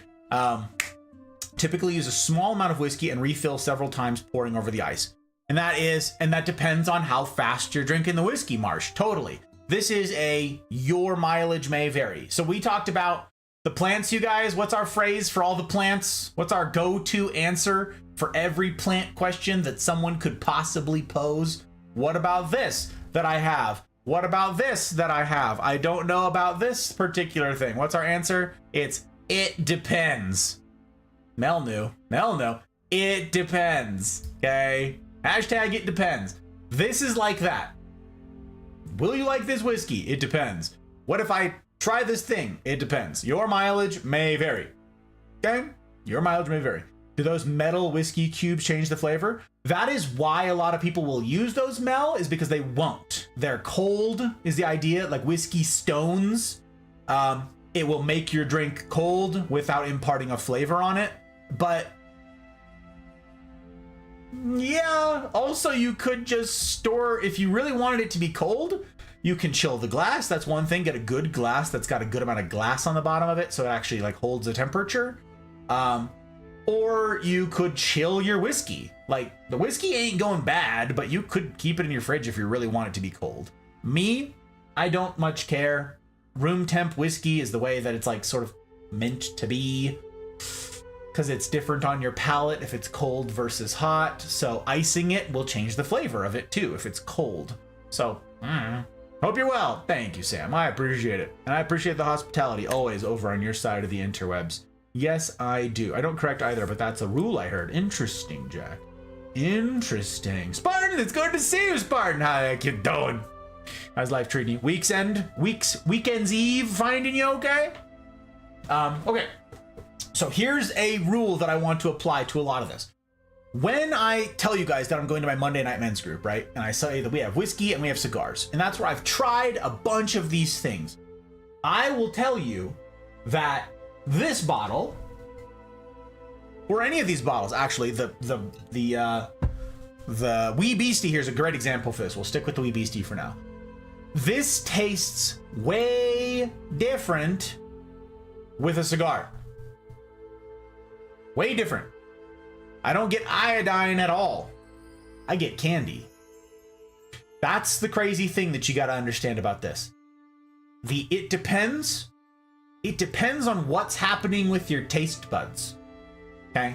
Depends on what's happening with your taste buds. So, when you hear someone with wine or whiskey or whatever it is say, here's the pairing for this drink. This pairs really well with this. They actually don't mean the cheese that you pair it with will be really good. Okay? The cheese will be really good because this is on your palate. Not necessarily. Some of them mean that.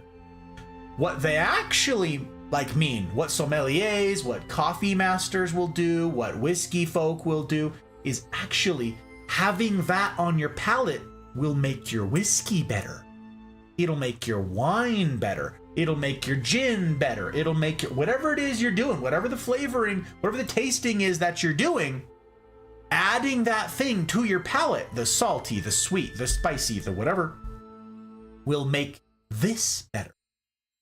So I started an experiment, and I told you guys about this last year. I don't know, early this year. I don't remember when I found this out. But I learned that I could have a really kind of crummy whiskey. And by crummy, I just mean cheap, okay? Something like a Buffalo Trace. Buffalo Trace you can get at Costco for 20 bucks. It's a $7.50 for 20 bucks. That's tough to beat, okay?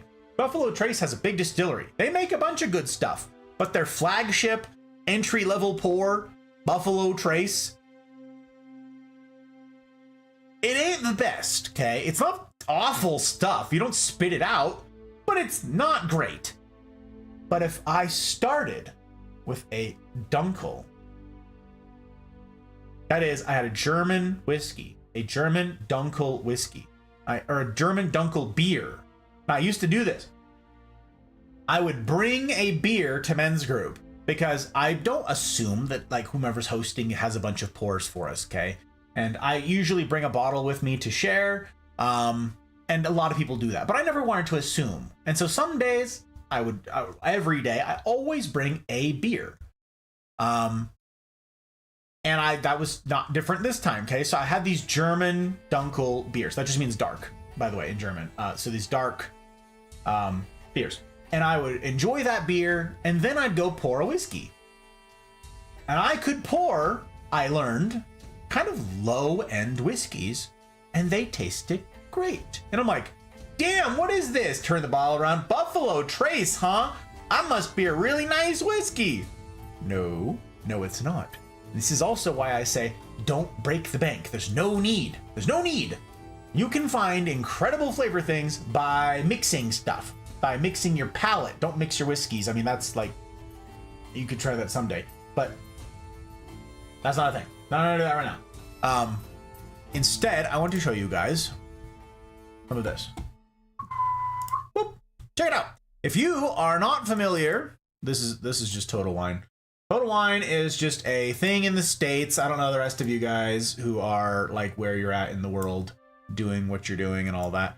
But Total Wine is a big box booze store here in the States, okay? It's all over, and you can just, like, this is a good baseline for finding things and for getting an idea of what price points are. You can find things cheaper, and if you find a bottle that you like, yeah, am I right? No, I'm sorry, Mel. I'm sorry. I don't even think there's a night mode. Pretty sure there is not a night mode that I can like enable. It's just death. I apologize. This is how you can get a baseline idea for prices. If you find a bottle that you like, shop around, see where you can get it the cheapest. Huzzah, okay? But I wanted to show you guys this. The Ardbeg Wee Beastie. That is not a good price. I will tell you right now that the Ardbeg Wee Beastie just recently, okay, this is new information, like in the last 6 weeks, maybe 8 weeks, the Wee Beastie is now at frickin' Walmart, okay? You can get it at Walmart. It's the only Ardbeg that you can get at Walmart, but you can get it there, okay? Don't spend $62 on a Wee Beastie, especially since I just told you that it tastes like iodine, okay? You're not gonna like it. You're gonna be upset about how much you spent on it. Maybe you'll have Stockholm Syndrome because you already have the sunken cost and you're like, no, it tastes great. Like maybe, but don't spend that. I wanna tell you guys, that right there, that's sort of like a normal price for that bottle. And I just told you what it tastes like. So don't do it. Okay, let's get rid of that. Let's go backwards. Oh, there's the monkey shoulder, by the way. This is different. Same price, but this is a 1.75 liter. That's that giant bottle that I've got here. This huge boy. That's a 1.75 for the same price, okay? You get more than double the amount for the exact same price, and it's great for mixing. It's good for a whole bunch of stuff. Like, go with that, okay? But let's walk through. I just went to Total Wine, by the way, and I just searched Islay. Now, the reason that this popped up right here is because The Botanist is an Islay gin made at Bruichladdich. I could have just searched Islay Scotch, but I didn't want to rule anything out in case I was going to change the language. So who cares if there's a gin in there? Anyways, and then I sorted by low prices, all right? That's what we're doing. That's the game we're playing. Look, you can get a blended Scotch whiskey for 18 bucks. I have not tried that one. I don't know if it's any good. I don't know. I couldn't tell you. But check it out. If I'm going to spend 70 bucks on a bottle that I've never tried before, yeah? It's a hit or miss. I don't know if I'm going to like it. Maybe my friend likes it. Maybe your dad likes it. Maybe whatever. Maybe your wife likes it. And you don't know because you've never tried it. That's risky. Spend 100 bucks on a bottle, you might not even like it. But that same 100 bucks, you could get 3 or 4 bottles of some lower type stuff and see what it does with your palate. See if you like it. See how it goes, yeah? So my recommendation is start with some cheap things. This is when I tell people, don't jump straight into, if you've never played it, and by now everybody needs to have played it. Listen, we can't, it's past the 10-year anniversary, okay? We're like 13 years, Skyrim. You don't just jump, if you haven't played it, straight into modded Skyrim. You don't do it. You start with vanilla Skyrim. You can't appreciate modded Skyrim unless you've played vanilla. You can't appreciate all that nuance. You can't sort all that. You can't parse it. It's too complicated. Just enjoy vanilla. Okay? That's pretty whiskey. Ah, Suki. She's like, you troublemaker? She's a troublemaker, y'all. I swear. We're gonna fly through some stuff, okay? What do you think of Doritos and empirical? Sounds like a good gag gift. I don't know what that means. I don't know what empirical is, Commodore. But if it's like a cheap whiskey or something, yeah, I don't know. I like my whiskey warmed, actually. I used to put my bottles near a fireplace. Interesting, Jack. Yeah, it'll change the flavor profile. It'll totally do that. I'll see myself out. No, you stay, Sookie. I like you. You stick around. So try a handful of smaller ones, see what you like, and if you find something that pairs well, again, with a cigar, everything's good with a cigar. And not everything, but a ton of stuff is made good by a cigar. Why? Because a cigar kind of, this is sort of a blunt way of putting it, but it kind of destroys your palate, okay? Having a cigar will like coat your palate, it'll burn out your taste buds, especially if it's like a Maduro, like if it's a strong, dark cigar, it'll cook your palate. Different ones will do different things to your palate. A lighter, like a Connecticut wrapper cigar, won't do as much harm to your palate. But all of those, like, rough flavors, like iodine and whatever else, compared to a cigar, actually will come across as sugar. So having a cigar with these things, you can have a great time. Just like sipping on a Buffalo Trace. Have a beer ahead of it, changes your palate, you drink it, it's great. Have a cigar with that beer ahead of it, it changes your palate a different way, and you'll really love it, okay? These are all like good things to know. It's $60 and tastes like Doritos. That sounds terrible, Commodore. So, okay, well, I'm gonna work through this list right here. Check it out. Some behind the scenes type stuff. We're gonna go cheapest to most expensive here. This is the Hamilton's. That's what I'm holding right here, okay? Hamilton's of Islay. It's a different label, but this is it. Pretty darned cheap, okay? There ain't nothing remarkable about this. Again, Hamilton is not a flagship distillery, otherwise I would have seen it. I've got a map of all the distilleries, and it ain't on there. And people rate them on here and whatever. What do the people know? It's unique to you. It depends. Will you like it? It depends on you. So I can look at this. It says it's from Scotland. It's a blended Scotch. It's from Islay. And it says that the taste is smoke, peat, and citrus. Okay. And then it has food pairings of salty snacks, spicy, and tropical fruit. Here, let me show you this. Oh, right here. See all this? It's got like details of mild and complex and blah, blah, blah. The reason it would be rich like this is because if it's on Islay, it's peaty, right? If it's on Islay, it's supposed to be peated. Or, you know, that's sort of what you're expecting. And so this one's no exception. If you're gonna get something from Islay, chances are it's gonna be peated. And it'll say on here, so it might have on the flavor things, okay? Let's see what this says. Islay malts take their characteristics both from the peat used to dry the barley and their closeness to the sea. These factors typically imbue the malts with a distinctive seaweedy and peaty flavor. So there you go, okay? This says, that's so funny, it has a map of Islay on it, but like there's no like, here's where our distillery is, because they don't have one. So okay, let's try this. Just do a splash of that. Color. Look familiar? Looks like the Wee Beastie, doesn't it? Looks like the Wee Beastie. It's young. Young. And actually, this is a little darker than the Wee Beastie. And you know what? That's actually not the most helpful thing, because caramel coloring is actually not regulated. That is not a thing. There is no prohibition against them adding a color to the thing to make it look older, to make it look more mature. There's no rule against that. Now, some of the like fancier distilleries won't do that. That's seen as lowbrow, that's seen as misleading, that's crap, right? So now the color isn't much to go by here, but I do see that it's not a rich amber color. So they're also not trying to trick you into thinking that this is a 15-year-old scotch. It isn't. So, sipping whiskey, eating a nice chunk of roasted turkey. Indeed, Jack, the savory stuff. I got you. Trick your taste buds. Reminds me of Miracle Berry. You eat it? Yes, indeed. Indeed, Commodore, that thing. I was tapping the lurk for sleeps. Enjoy the rest of your time, though, with Professor Gus. Thank you for being here. Thank you, Mel. I hope you get that good slap. We'll see you soon. Oh, and please make sure this man's ends on time. Oh my gosh. Right out of the gate. Parting shots. Shots fired. Let's see.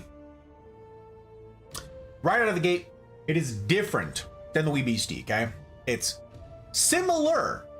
It's got that same sort of iodine to it, but it's not just iodine. There's something else here.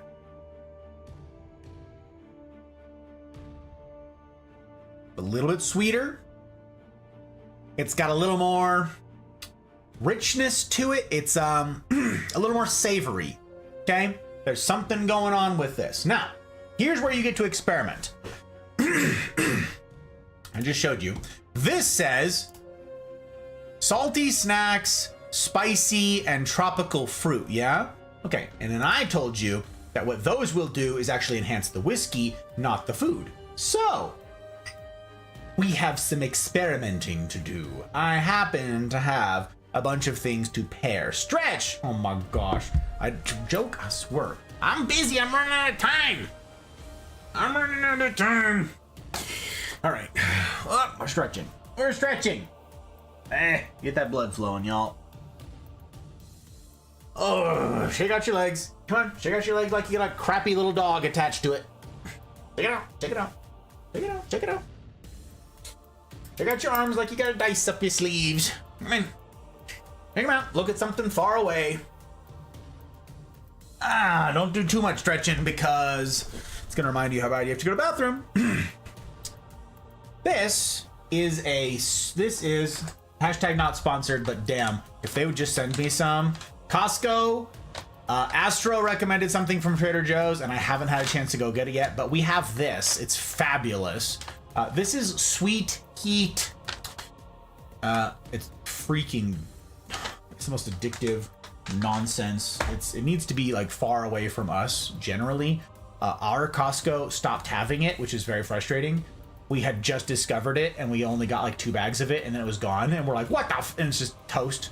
So then we went to Utah to go to Mouse's wedding and we went to their Costco and they had it and we were like, so now we have several bags. Anyways, this Sweet Heat. So this has got saltiness. It's also got some spice to it, whatever. So I'm going to experiment. And this is my encouragement to any of you guys. You get a bottle and then experiment with different things and see what it does to the taste of the whiskey. This will taste different. If I've got the Hamiltons on my palate right now, this will taste different than it would in a vacuum, okay? But I'm not chiefly concerned with this. This is the modifier. I want to see what it does for the whiskey. So take it, I don't know. I should have brought something to pour better with. This was not wise. You know what we're gonna do? We're just gonna pour. We're gonna cheat. We're gonna be a fat kid about the whole thing, okay? That thing's not easy to eat out of.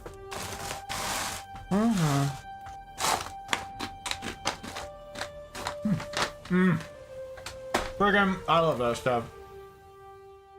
You stream? Oh my gosh. I do, Shaven. Good to see you. Welcome in. Hello. Hello. Welcome. We're doing whiskey. That's what we're doing. How the heck's you doing, Shaven? How is you? How's Weekend's Eve finding you? Thoughts on Guinness? I was there in July. Beginning of July, I went to the Guinness storehouse and all that stuff. As far back as I can remember, I always wanted to be a gangster. Well, thank you for the follow. I hope to earn it, Zaven. I hope to earn it. Yes, I do. I take those very seriously. Very seriously indeed. We're doing whiskey tonight, but Guinness, the short answer, it depends. Everyone over there has a different opinion about it. It's so funny. In Dublin, it's like people don't want Guinness from just anywhere. Can't be in the bottle, can't whatever. It's got to be from the draft, right? It's got to be from the tap. But everybody picks fights over where's the best Guinness in town. And that's because of all the lead in the pipes and so forth. Like this old, okay, no, this bar has the best Guinness. No, this bar has the best Guinness. No, this pub, they've got the best Guinness. But also the smell of Dublin is super influenced by them roasting the barley. You just smell like burnt popcorn. That's the smell of the entire city. It's a whole thing. But welcome, welcome. Remind me, I'm just choking on nothing. Only have the foreign extra stout where I live, and I'm for it. Oh, best Guinness the Caribbean. Oh, I got you, got you. So yes, whiskey is what we're doing tonight. But welcome on in. How you doing, Saban? You doing okay? Weekend's Eve. It was all right so for you. So I'm gonna hold forth because I don't have a whole bunch of time left for stream, and I don't want this to turn into a whole bunch of things. I've got to fly. Okay, I got a lot of ground to cover and not a lot of time to cover it, so I'm just gonna be zooming here. We just had a spicy and savory mix to change up the palate a little bit. And now we're going to try this bottom shelf, as it were, this bottom shelf Islay Scotch again.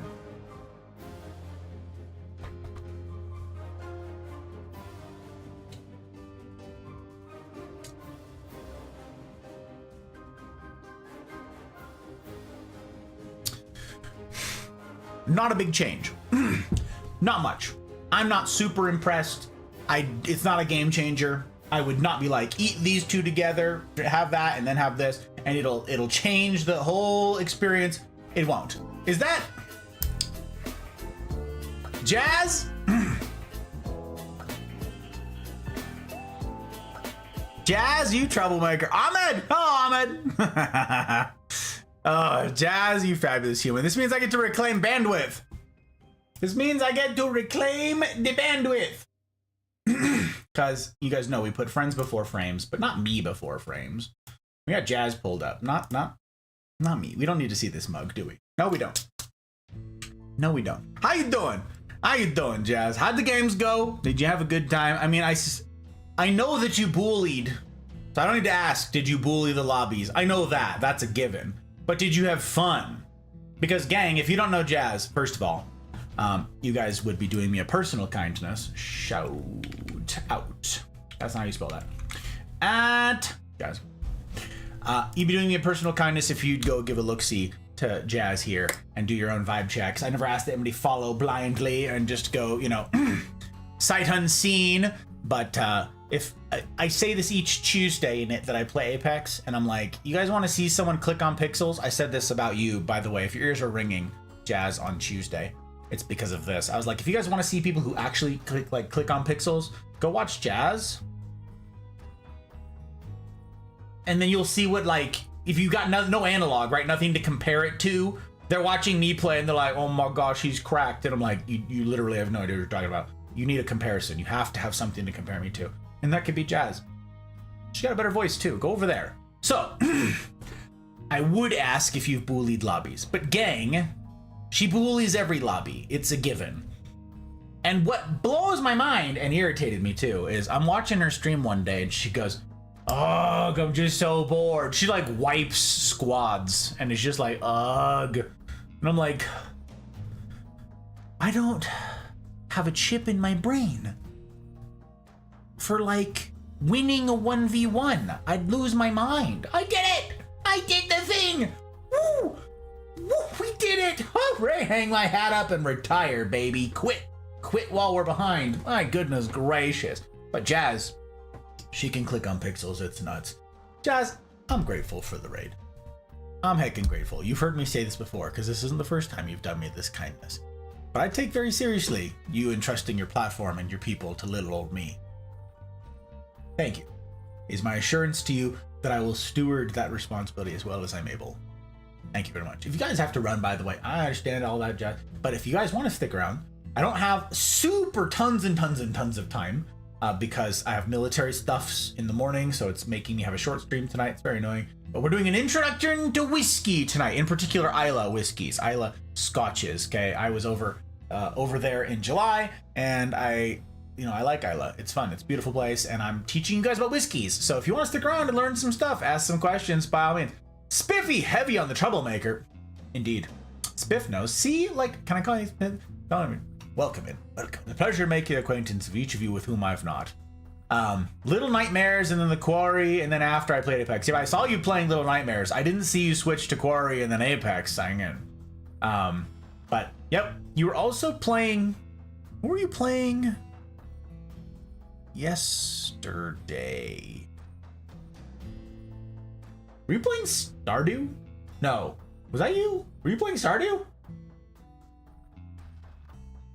someone I know who's like, okay, that was you. I'm like, okay. I'm like, this is such a, oh, right. And I asked you, and I was like, are you getting all the codes in? That's right. I was like, are you getting all the codes? You're like, so much codes.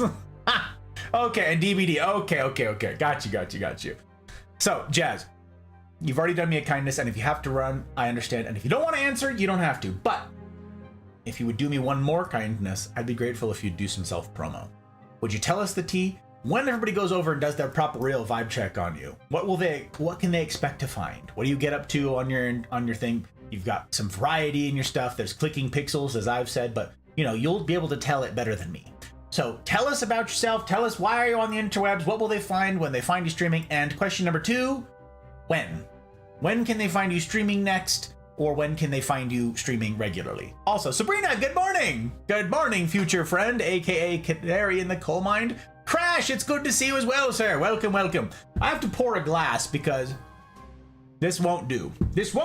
We have to move on to the next thing. Let's see. How do I want to do this? We're gonna move to the Craig aisle. The Craig aisle. That's what we're gonna do. We're moving on up with the price points, and I'm gonna let you guys know how stuff changes as that price point goes up. That's what I'm gonna do. Wow. No pressure. Apex horror simulations and some raunchy e-girl ooh-woo. Oh, I stream almost every day. Damn, that was so efficient. If I could be half as efficient as you, Jazz, maybe, just maybe, I could get through a whiskey introduction to whiskey thing in a single night. But no, alas, forever scrub, hashtag forever bad. It's insane. My delicate sensibilities are offended. I'm super impressed and also intimidated.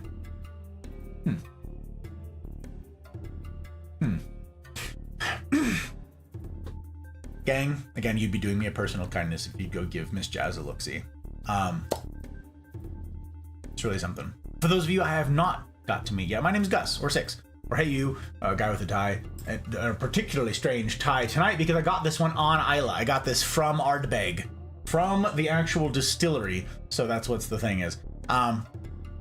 And I am a variety streamer. I get up to a variety of things. I used to click on pixels better than I do now. Now I'm just a filthy casual. So again, compare, contrast. You're like, you know what? I'm bored of watching Jazz just bully squads. That's right. Here I am, Jazz. I'm here. I'm after your people. Jazz. You guys, you're just like, ugh, it's so easy for her. It's not even a challenge. She just wins all the time. You know, just for a change of scenery, I'd really love to see somebody who is just absolutely aggressively average and loses his ones. You can watch me on Tuesday in it. Yeah. Must sleepy now, chilly in the morning. Good night, everyone. Thank you, Jazz. Take care. Watching music videos. I got you. Okay, guys. Again, variety streamer, get up to a variety of things. You can follow on Twitch, you can subscribe on YouTube, you can join the community Discord. It's pretty great Discord. It's not for everybody. Rules are kind of tough to get in. So, not for everybody. No pressure. Like Sabrina said. Now, we're moving on up, okay? This is the next price point I want to show you guys. Let me pop on over here. Boom. There you have it. This is our next one. This was also an experimental one for me. Again, Craig Isle is not a flagship distillery that I could walk up to, which again tells me that this is a sub distillery from somewhere else. Okay, so from Islay, and it's a single malt, hooray! And our tasting notes are peat, brine, and grass. ABV is 40, so they're at the bare minimum. And you see our tasting is interesting. Dried fruit, chocolate, and salty snacks. This is going to be interesting. So let's try this. Get a little bit of bottle asthma again. Thump. Okay. Let's give this a go. Okay. Get a nose. This one smells like caramel. The nose on this is completely different. Immediately, I smell caramel.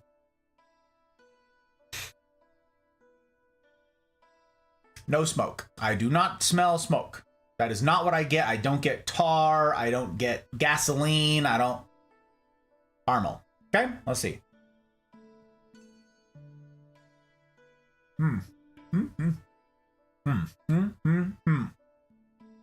I do get the brine. Okay, brine, as in seawater, salt water. Islay, again, you're right on the ocean. The whole island is tiny. So that peat, those peat bogs, it's salt water. That's what you're getting. So when they say it's got a seaweedy sort of smell or taste on something to it, that's possible. You get a brininess to it. So I get brine. Grassy, sure. Maybe I can see that. There's some peat to it, but not much. Overall, this is not a very heavily peated scotch. Okay, not a lot. Not a lot. Blood, how you doing, Blood? Good morning, guys. Well, morning for me. No, it's not morning. No, it's not morning, and not tomorrow until I go to sleep. You're living in the future. Have you ever for drill in 3 hours, but I can't sleep. Oh my gosh, I hate that, Blood. Yeah, I'm gonna be joining you in the misery. I'm gonna be joining you in the misery, but not in 3 hours. I've got that in, I don't know how many hours. I'm not gonna math right now. I don't have time for the math, but we do have a short stream tonight because of that.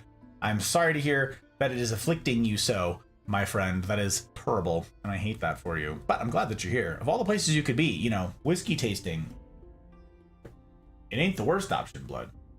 Ivana! Hello, Ivana. It's very good to see you. Very good indeed. Researching ballot and filling it out. All right, Joe. All right, Joke.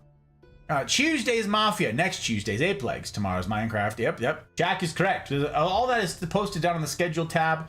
I updated it in the YouTube stuff so you can see what's coming up. Yeah, all the things. Hope you're well, Ivana. Okay, this one, you guys, says pairings over on the thing. One of them was chocolate. Now that's odd, right? You're like, what the? Chocolate. All right, well, let's give it a shot. I may or may not have some chocolate to gnaw on here. Let's give it a go, yeah? Okay.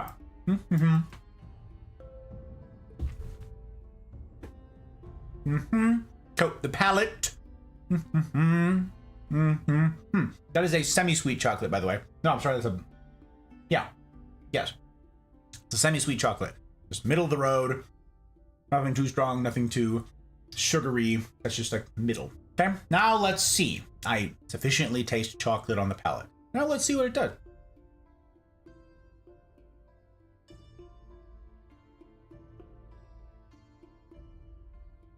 Now, what that did is it got rid of all of the brine, all of the grass,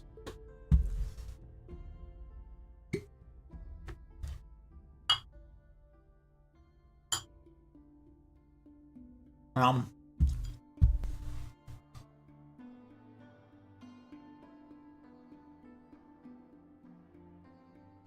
now it tastes like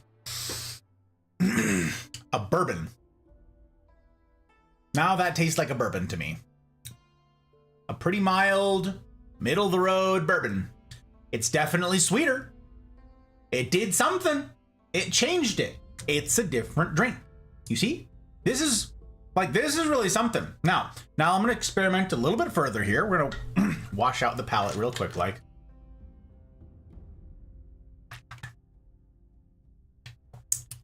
Okay, now I want to try again with that salty.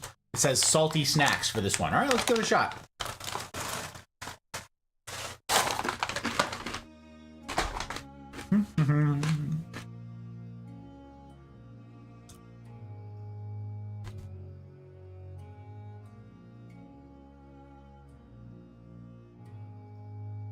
The crack from the chocolate was asthma. Do you say so? Hopefully it's helping you sleep then, Blood. Let's see.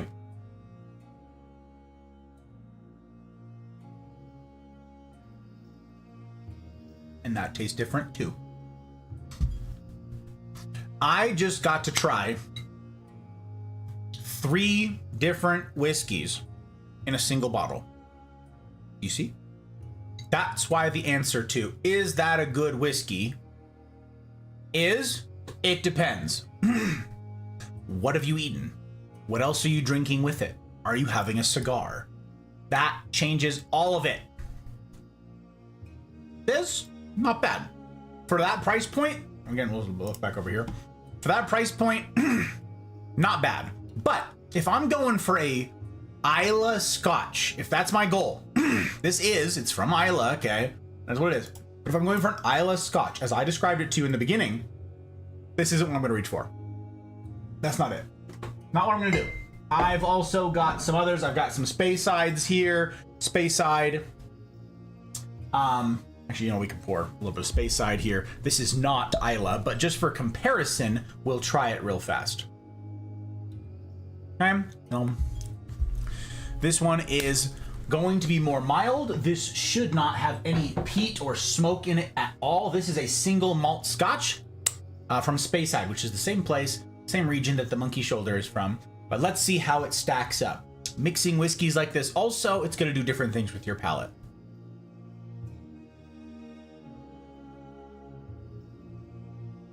Now that one tastes like a butterscotch or something.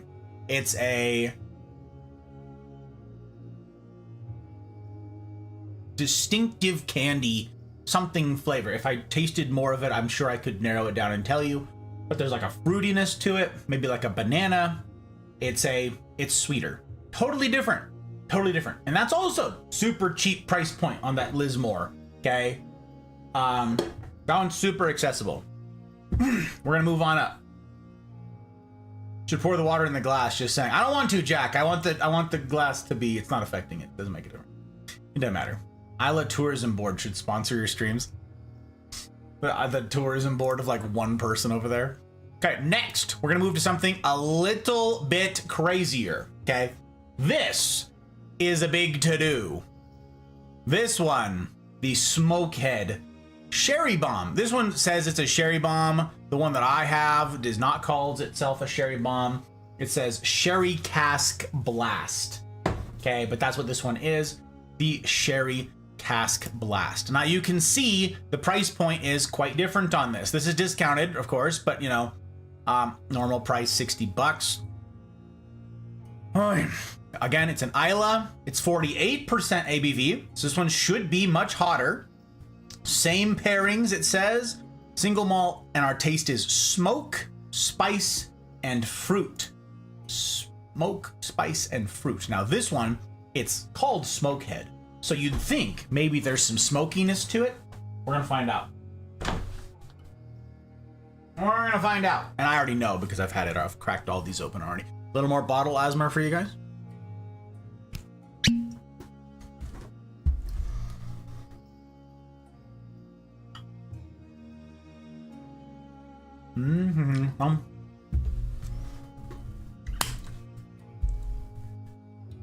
See the color differences? See that? Compared to our earlier, younger ones. Again, it could be caramel flavor or color added to it, could be, but you already see a color difference. So there's something there. Zen! Hey! As far back as I can remember, I always wanted to be a gangster. Fexy, thank you for the follow. It means a heck of a lot. I hope to earn it. I take follows very seriously, Fexy. Did you come along with Jazz? Tell me how you found our humble little corner of the interwebs. To what do I owe the place you are? Were you just doom scrolling through Twitch? You can be honest with me. It'll be our little secret, just between you, me, and the internet. Huh? And Zen, it's good to see you. Do love me some butterscotch. Hope everything's all right, boss man. It's very good to see you, my guy.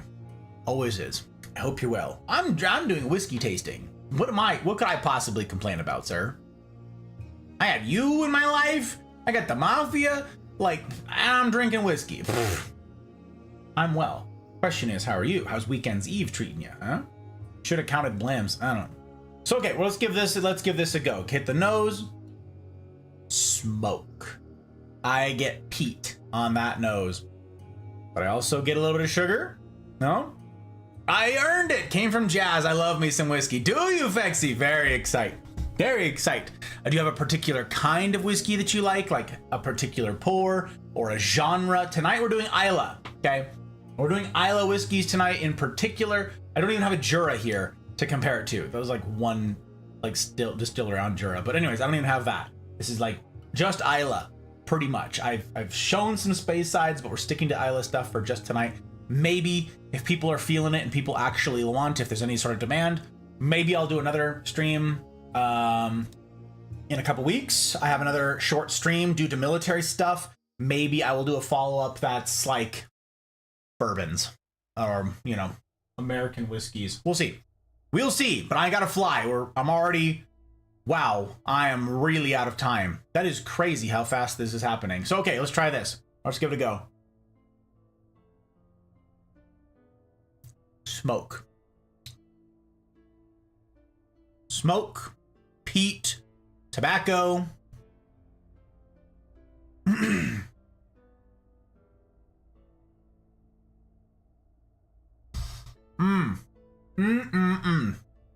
Very good. Very good. Now we're gonna try this with the chocolate again, shall we? Let's experiment. Let's do it.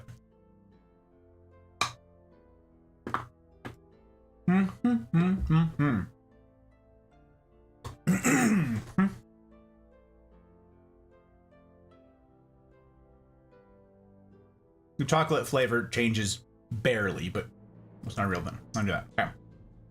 Let's try it. Let's try it.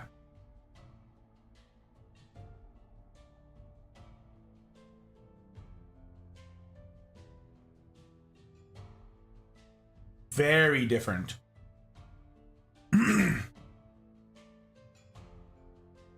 It's like no smoke. Like no smoke.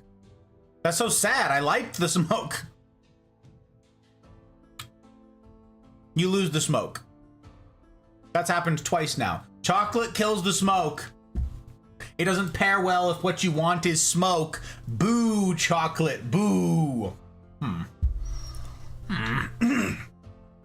Now I'm all sad.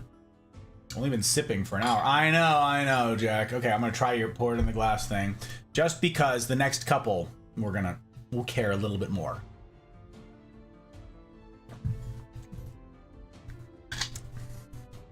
We're gonna do it. Cheap brand, Jack Daniels, okay. Regular Jack. Expensive I love is Blanton's Gold. Oh, okay. Pour it in a glass and I'll sip on it. Okay, I got you. I got you. Blanton's the one with the horse on the top, right? Am I mixing it up? I haven't had Blanton's in a long, long time, but I know the name. I feel like it's the one with the little horsey on the top of the thing. Could be wrong, but I got you. I tell people all the time, Fexy, don't be like me.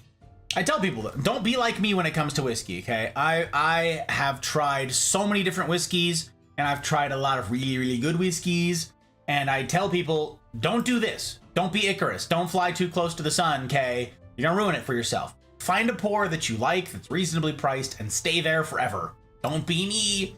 Bit pricey, 200 bottle. Yep, see? Danger. Don't do that. So the Smokehead. This one, I actually wanted to... No, I just... Well... Okay. This one does have a sweetness to it, I will say. This has a sweetness to it because this is finished in a sherry cask. Now, this brand, this Smokehead, I want to try, and I haven't because I just found this. I want to try all of them. They're all different colors. The bottles are different colors. They've got one that's finished in a tequila cask. That sounds really weird to me. Like it'd be really salty or something like that, but I want to try it. I'm down. I'm down to give it a shot. There's another one that's finished in a rum cask. There's another one that's just straight, that's not finished in any other. It's a normal scotch, a normal Islay scotch finished the right way. Nothing, no special barrel finish, okay? There are a bunch of them that I want to try. And I will, at some point, I hope. So, yep, that's what's going on. This one's in the sherry cask, and it is sweeter. It's more desserty. You get that, but this also has heavy smoke. Like, you notice the heavy smoke on this one. Okay. Next. Oi. We've got... Back over here. That's an Aberfeldy 12. I've had this one before. I've got that back there behind me. That's what the blue run is sitting on top of, is the Aberfeldy 12. This is a really approachable Highland Scotch. Okay, so really mild, good for mixing, not Islay. Okay, but our price point for the smokehead, and we move on. Next is Ardbeg 10. Okay, the Ardbeg 10 I've got back here, but I finished it already. So that is whoop, the Ardbeg 10. This tastes like a campfire. There's no two ways about it. I've actually got a little bit in there. You see the little bit left in there? Let's try it. Let's do it. Let's go, baby. A little bit of bottle asthma. Yep. I know that smell.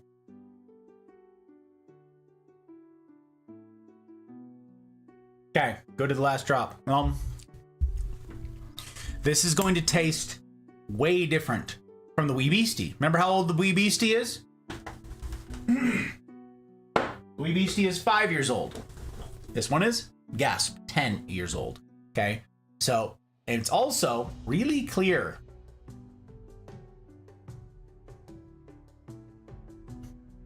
Way different from the Wee Beastie. Okay, it's got some of its harshness is gone, and as they age, they sweeten. Okay, so there's this twisted irony in this. In the more expensive they are, the more drinkable they are. And as they get younger and younger and younger, sometimes they're much harsher. And that's certainly been true of the Ardbegs, okay? So this one, I think, is sweeter, more approachable than even the Wee Beastie. But this one is not this is not a beginner's Scotch, okay? This right here, not one, because of the price point, okay? That is not an entry-level pour. That is not something that I would recommend you go out and get if you're not familiar with peated Scotches. You try one of the other ones. You try one of the cheaper ones first. This is not. If you're brand new, it ain't it. Same tasting points, same everything. And the taste, yeah, smoke and peat and nothing else, okay? Smoke and peat. That's what you get for that one, okay? Sea spray, tarry rope, immense smoky intensity. Yeah, no kidding. So that's your next sort of stepping up, okay? Like me some Gentleman Jack. Okay, good for sipping on when I want to drink. Gentleman Jack is a perfectly respectable pour. Got paired with potato chips or something salty would be good. Indeed, Marsh, it would be. Indeed. You know, a cheap comfort bottle and go to adventurous ones every now and then. Yes, Commodore, the problem is, the danger is, I now know what is out there. The problem is, I know what this tastes like. I know what this bottle tastes like. Problem is, I know what this bottle tastes like. Problem is, I know what this bottle tastes like. And I can't afford those bottles. So, even as like a once a year gift to myself or something, I couldn't justify those. I could never justify spending that kind of money on those things. So I'm not going to. I think be content. Find a $40 pour. Find a $50, $60 pour, and then stay there.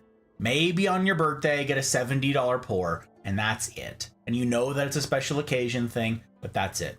Don't try a $200 pour. Don't try a $500 pour. Don't do it. Don't do it to yourself. You just make yourself miserable. I think practice contentment in this, okay?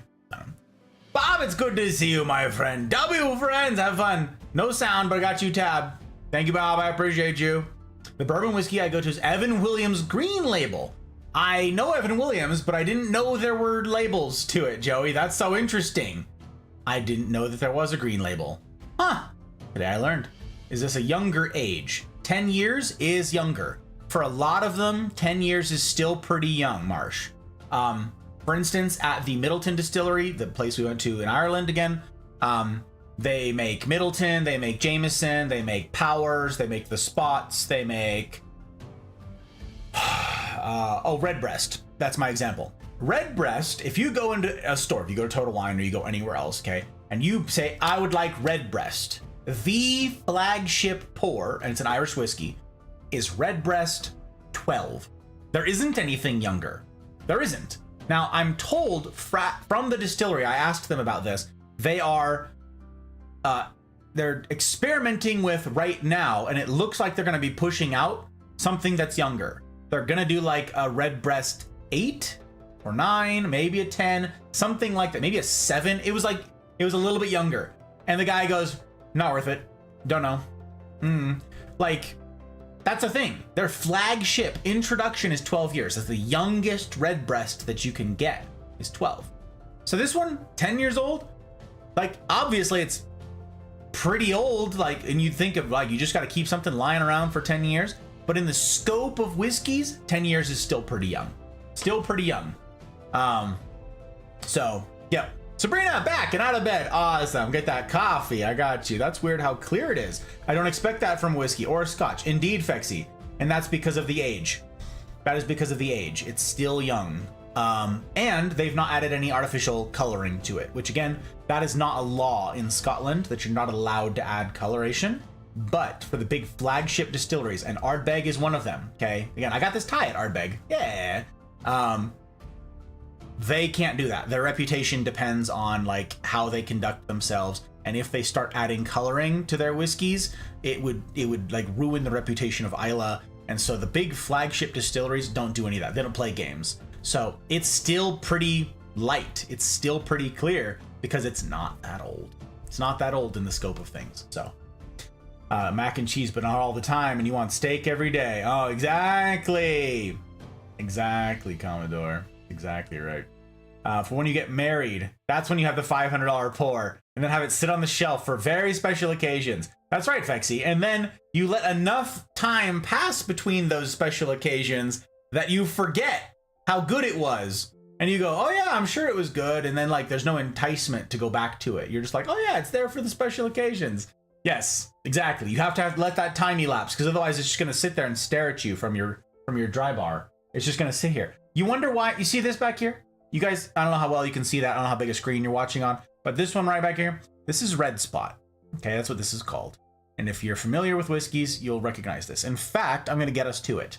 But there's a reason why this is still in its customs bag. That is bagged up in a customs bag from Ireland, and there's a reason for it. And a reason I ain't opening it. It's got to sit right there, okay? So, we're going to do it. Everyone's green level goes down smoothly. Got you. Hey, if you like it, Joey, stick to it, baby. Your whiskey should be old enough to buy whiskey. Sure. That would be a really expensive pour. You start getting really up there in price at that point. So, okay, we're going to move on to the next one. We get rid of that. We've got the Black Pits. Oi. This right here. Again, I mentioned this earlier. This is an Irish whiskey that is peated. That is not typical. This is very strange for an Irish company to do. We went to Teeling. It's in downtown Dublin, but there's your next price point up. Again, this one's empty. This one's actually empty because I believe I actually did a pour of like the dribble at the end. But yeah, this one is a peated whiskey. Okay, move on. Now the next one, I'm very excited because the next one,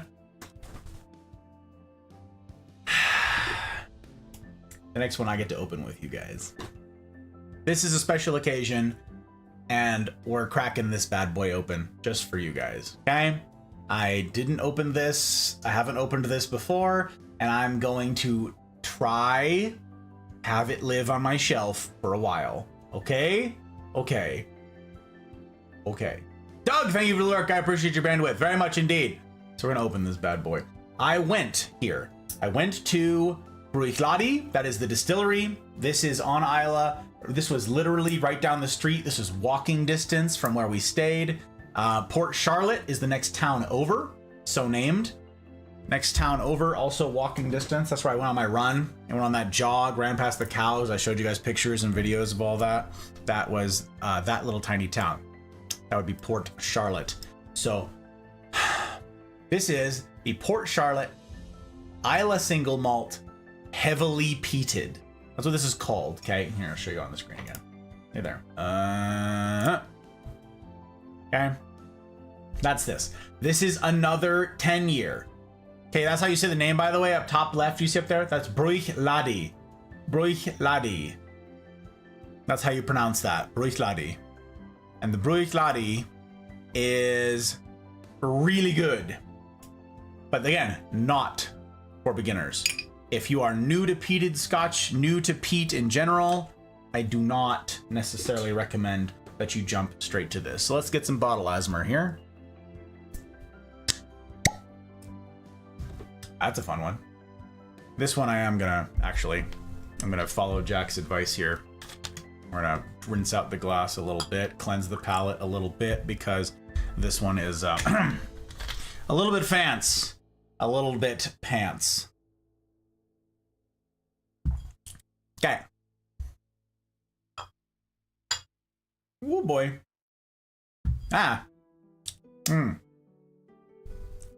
Let's see about that Port Charlotte, shall we? I'm very excited to open this bottle with you guys. I'm very glad to have you guys in. Thank you for the follows. Everybody who doesn't follow, you can follow on Twitch, you can subscribe on YouTube, but join the Discord, the hub of all that we get up to in the Mafia community. I need to say that sort of stuff more often, but yeah, get plugged in. Get plugged in, you guys. We need community. We live or die without it. Cheers to you.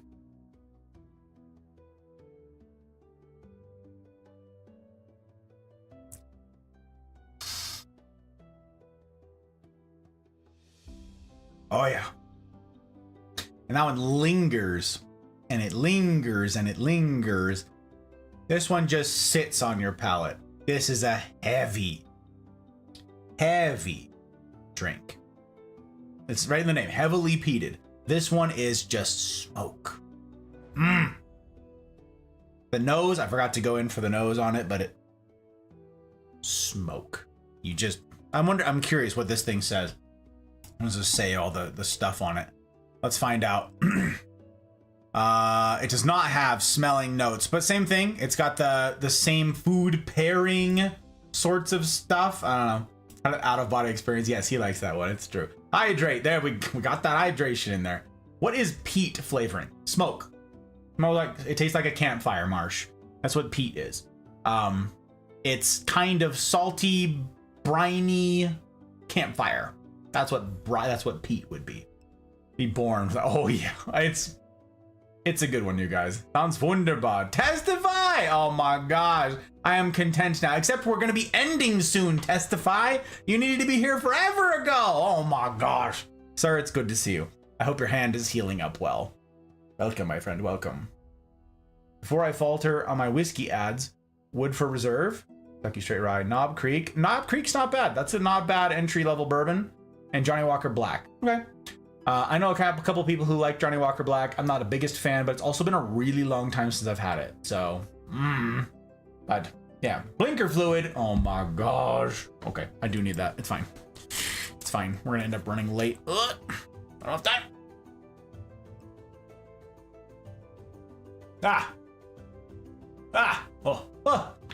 Okay. Whew.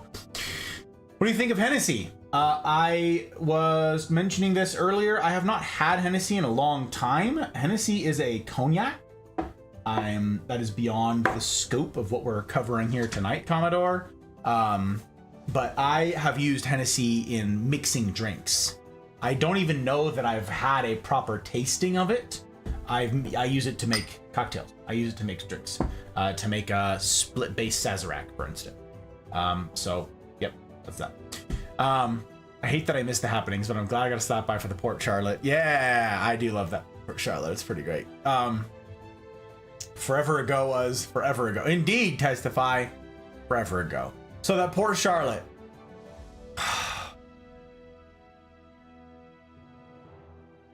And this is what Astro just picked up a bottle of. Except he picked up a 7-year. He showed a picture and I was like, I didn't even know there was a 7-year. Like, where it says, like, look, where it has the 10, I think it was a 7. And I'm like, huh, I didn't even know it was a thing.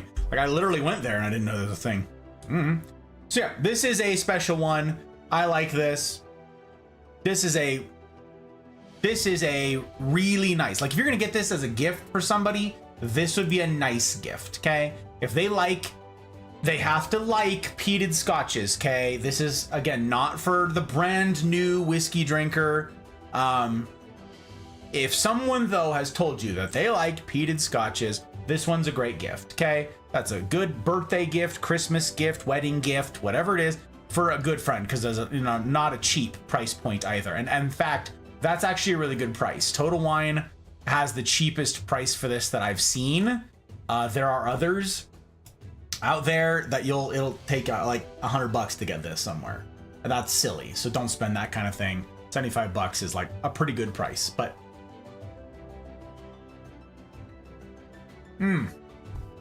now I'm hesitant to do any pairings with this because I don't want to ruin it. I'm not gonna. There's a savoriness to it. Again, this one just sits on your palate. It weighs on your palate. This goes amazing with a cigar, by the way. Oh my God. I just had, me and the boys killed a bottle of this on Monday, in addition to 4 other bottles.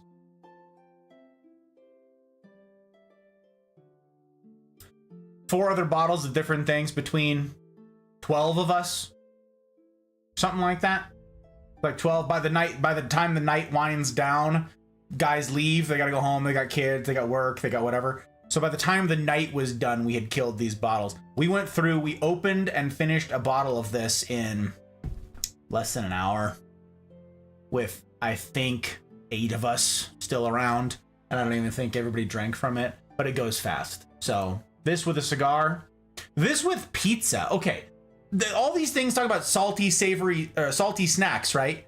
Pizza with any of this is freaking great. Just gotta get a cheap, crappy Costco pizza or whatever. Get like Little Caesars pizza, whatever it is. It will make these things amazing. Get that salt on your palate, and it takes some of the smokiness and turns it into sweet. It's like magic. All right, Woodford Reserve, yeah, it's fairly priced. Yep, Woodford Reserve. It's a perfectly respectable pour, Jack. We actually had a bottle of Woodford Reserve. This is so funny. There's a bottle of Woodford that's sitting there on my buddy's workbench this last Monday, and we all ignored it because of the other things that are sitting on the workbench. And what's funny is, I did a little bit of science, you guys. Just for you guys, I did some science. Do you remember where we began tonight? Besides the Wee Beastie. Remember where we began? At the bottom of the price points? At the bottom of the barrel? In terms of price?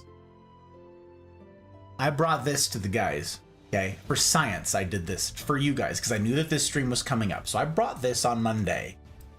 And we all had cigars and everybody was having a grand old time with the cigars. Nobody was drunk, okay? That's not part of this. That's not part of this at all. When you hear the whiskey was flowing and the night got long, like, no. Not someone's drunk and therefore everything tastes good. Far from it, okay? We all gotta drive home. Ain't nobody drunk. We all do this responsibly. There's none of that happening. I had this out early when I got there. We had pizza on Monday night and we had cigars, okay? And then I brought this and it was full when I brought this on Monday.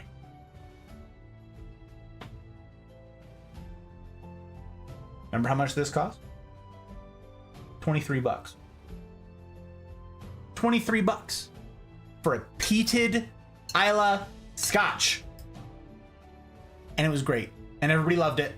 Super well received. Went well with everything. And then we graduated. We drank a bunch of that. And then we moved up to the Port Charlotte 10. Okay? And the two are fabulous. That's like a younger brother. Okay? You drink that and you're like, ooh, that's not bad. There's some smoke in there. And then you drink this and you're like, okay, listen, I've got bills. What am I supposed to do? I have bills to pay. I can't be, I can't believe you've done this. So,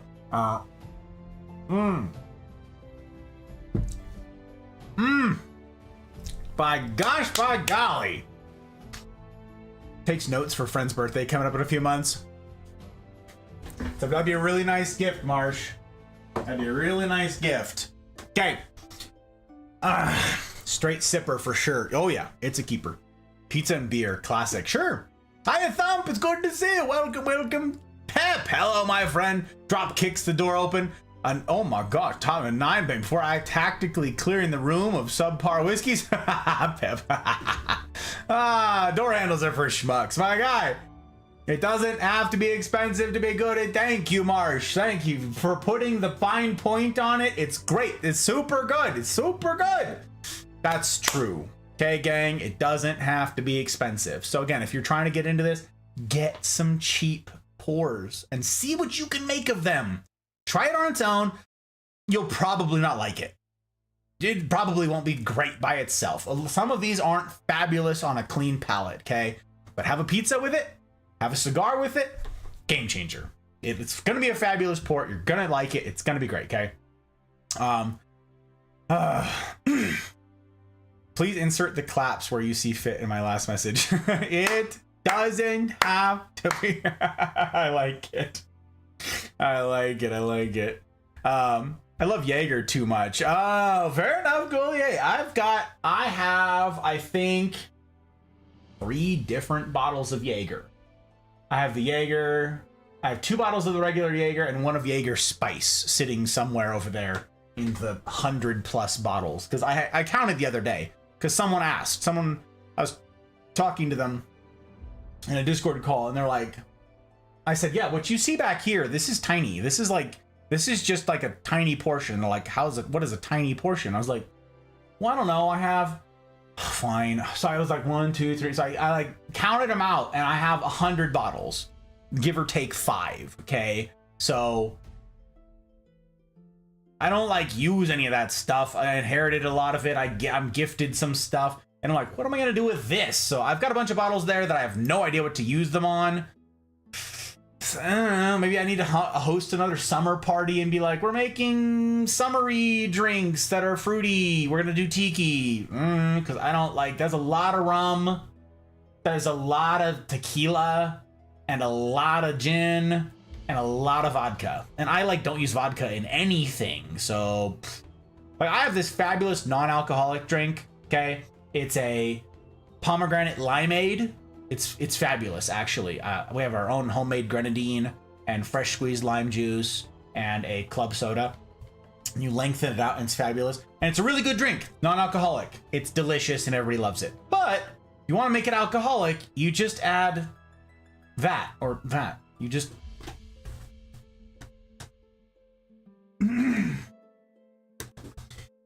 put an ounce of that in it. That's all you gotta do. You put an ounce of that in it, and if voila, it's alcoholic. And this has no flavor, this has no nothing, and you get this like it's a pretty big drink. Like again, you lengthen it out with 5 ounces of soda water. So it's a pretty big drink on its own. You add ice, you can add crushed ice to it. So if you add a shot of this, just 1 ounce of this, it's an alcoholic drink that's perfectly proportioned. You're like, oh my god, it's Everclear. Yeah, it's fine. It's just an ounce, and in a drink that big, it's totally normal. So, or you could strip the paint off of your house and repaint your house. You got options. Versatility, you guys. For going tips and tricks for going into the end times, you guys. Stock up on moonshine. 1, it's a disinfectant. That's great. 2, it's useful for a bunch of things, and 3, you can use it to trade with the roving marauders. You'll be all set. Okay, we're moving on because I'm out of time. So please send me a list of your favorite cheap whiskeys. I'm okay with most anything. You know my taste in cigars, so I trust your judgment. Oh my gosh, fashionably late. Testify. Oh, I don't have time. You're gonna have to DM me. You have to tell me. You have to DM me this because I'm gonna forget. You tried the coffee one? Yes. I tried the coffee one in Germany, Ghoulie. They had it in the airport. They had a tasting in the airport for it, yes. That one's dangerous. Yeah, I agree. In fact, we have little plastic shot glasses from that, from the airport. We kept the little Jaeger shot glasses, so they're sitting in a cabinet in the kitchen. I slept through the first part of the Marine stream, woke up and thought, does he still exist? Sometimes. Maybe, Thump. We've done it. a good whiskey isn't on the top shelf 9 out of the 10 times. Honestly, I mean, there's lots of good ones on the top shelf, Pep, but I've had perfectly bad experiences with ones on the top shelf. I mentioned this earlier. I mentioned it when we got back and I was telling you guys about the trip to Ireland. We had that Barry Crockett Legacy, $600 a bottle. And I'm like, hey, anybody want to know how to throw away? You hate money and you want to throw away $600? Buy that trash. Oh my gosh, so frustrating. But if you have like a 27-year Redbreast, oh, I mean, that's if you have like $1,800 and you hate money. Like, that's a little different, but jeepers. Coming from Islay, somewhere online, somewhere years ago, it was like $30. Genuinely one of the best whiskeys I've enjoyed. It might have been this. It might have been this, Pep. This one's perfectly good, perfectly serviceable. The Craig Isle, same thing, around that price point, perfectly good. Okay, so, cook with some of them. I mean, I don't know, Jack. Maybe I can tell you a thing or two about moonshine. Testify knows stuff, gang. Testify knows things. Don't give away my shiny secrets. Fancy, I'm jealous. It's for the roving marauders, y'all. Remember that this was your shortened stream because the military decided they wanted you more. It's true, Thump. Rude indeed. Yes, short stream tonight, short stream tomorrow, you guys. Tomorrow's Minecraft. Spoopy Minecraft. Be here. It's gonna be fun. It's gonna be short, but it's gonna be fun. Tweety, how you doing, Tweety? I don't have redeems, but don't forget to hydrate and stretch sometimes. Throwing you an EP. There actually are redeems. There are redeems, Tweety, but they're like, it's like the secret menu at like In-N-Out. You know, you just gotta know to ask for it. So like, there are redeems for it, but you are getting channel points by being here. They're just hidden. See, look, Thump just did it. There's a hydrate. Oh my gosh, we're being hydrated. Flying Dutchman, yeah. No, there are points, you are getting them, but thank you, Tweety. It's very good to see you. Welcome, and I hope Weekend's Eve finds you well, my new friend. I appreciate the EP lurk. I hope the sleep is super good to you, and that you wake up like super restored, and the birds are chirping, and all that goodness. Thank you for your bandwidth. It means a heck of a lot.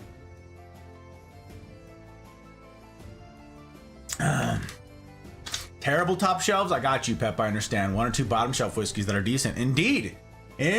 Coworker makes banging apple pie moonshine. Really? Danger. Collection of spirits that may or may not have been taxed. Message is intended for entertainment purposes only. Animal style? Hell yeah. If you know, you know, you guys. If you're familiar with In-N-Out. Okay, we're moving on because I'm out of time. Glad to get rest after all the Mario Party. Have a wonderfully whiskful stream. I like that. That's so cute. Thanks, Tweed. Thank you.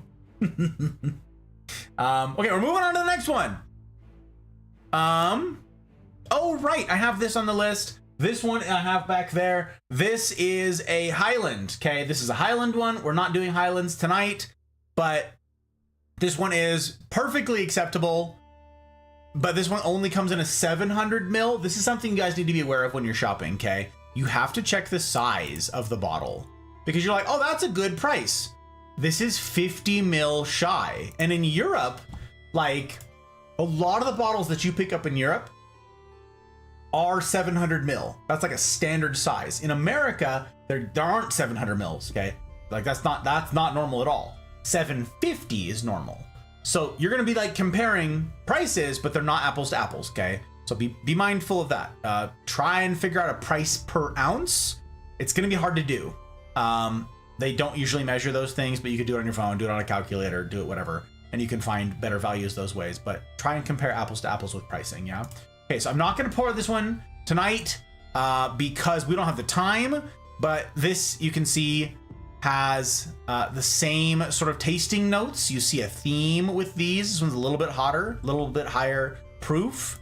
We move on. Okay, now we move to something a little bit fancier here. Now we move to the Kilchoman small batch. Now this one is this is a flagship pour from Islay. You can go to the Kilchoman. It's called Kilchoman. Like it's a ho. You're supposed to say there's supposed to be a little bit of h in it. Kilchoman. Okay, that's what this is. Kilchoman. Say it with me now. Kilchoman. Not Kilkoman, not Kikoman, Kilhorman. Okay. And this one is fancy, and I'm pulling this out because I like you guys, and you're fancy. You know what? Pinky's out, y'all. Pinky's out. We're getting very fancy. We actually cracked this open, I believe, for Rika the other day. Is that right? Someone can correct me, but I believe we poured this out. We pulled this out because Rika raided with one of the biggest raids I've ever had. So it's open. All right, let's get some bottle asthma. A little bit of thoop, thoop. Flying. We're flying. Okay. Little bit, little baby. That one actually pours really well. It doesn't look like it would, but it does. But it does.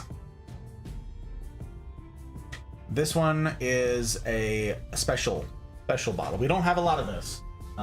This was a special thing, and that price point you can see is not, again, for brand new introductory stuff. Actually, this price is lower than when I got it, which is a shame. The listed price for this, I believe, is $110. I believe. So let's see on the nose. I smell smoke and caramel. Smoke and caramel.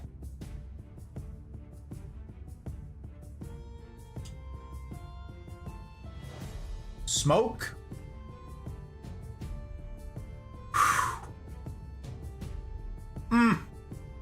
That one's a lot like the Port Charlotte, by the way. They're not the same. There's a clear distinction between the two, but there's a lot of overlap.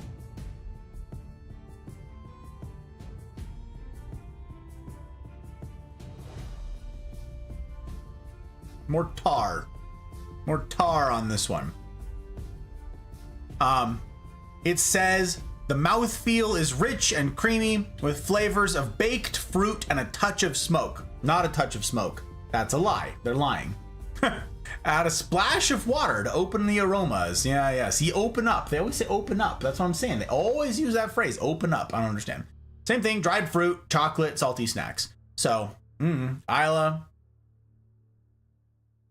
Taste. Creamy, baked fruit, and smoke. Not in that order.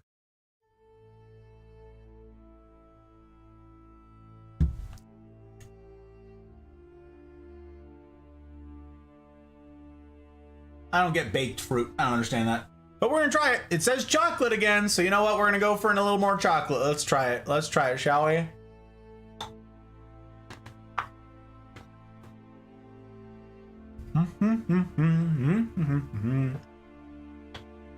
Work it through the palate. Ready, set, go.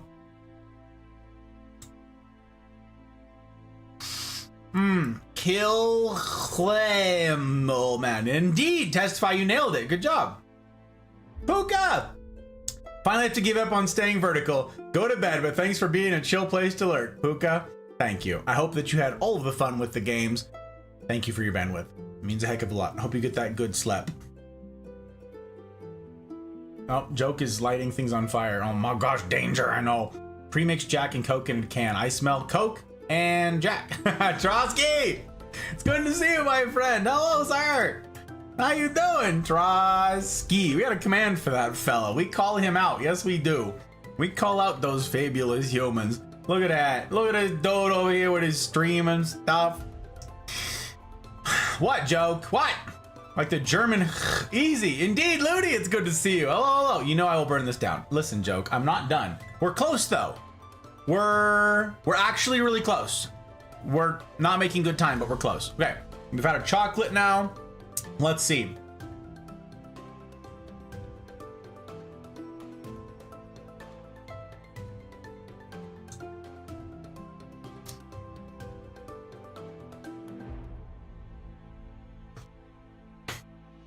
Why?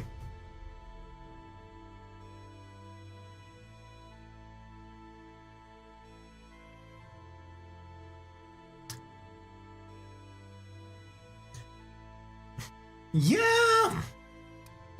All right, it changes it. It does something to it, but it's not the end of the world. Like, it's not, I wouldn't say this is the thing to do that's gonna change your Kilcolman game. It's not gonna. It's good. It's not gonna change your game though. It's not the end all, okay? It's fine. But it's also really good by itself, so I don't really want to change it. But again, now I've had 2 whiskeys in 1 bottle, just from the chocolate.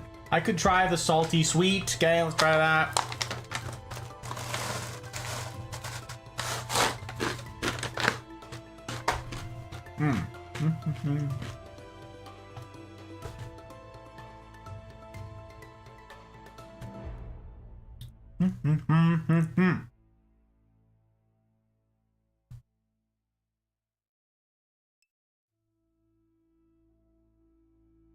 Nope, it's not like that. Now all I taste is spirit. All I taste is the spirit. All I taste is heat. Nope. Give me my smoke back. Give me my smoke back. Unbelievable. How to ruin your whiskey. Honestly, testify. Chocolate is a meh ad. Yeah. Haven't had a chance to stream since I got promoted at work. Schedule is supposed to become a regular 4-week rotation on 26th. Should be able to nail down a schedule to stream. Congratulations, Trotsky. That's very cool. And I have a nice pour to raise to you for that. I'm glad. Thank you for sharing the good news, my friend. I'm always a pleasure to see you. And I'm never like, I hope it's never like a shame thing for like, how come I haven't seen you stream in a while? I know life happens, okay? Life happens to all of us. So congratulations to you with work. It's very exciting. To your new chapter, to the new stuffs.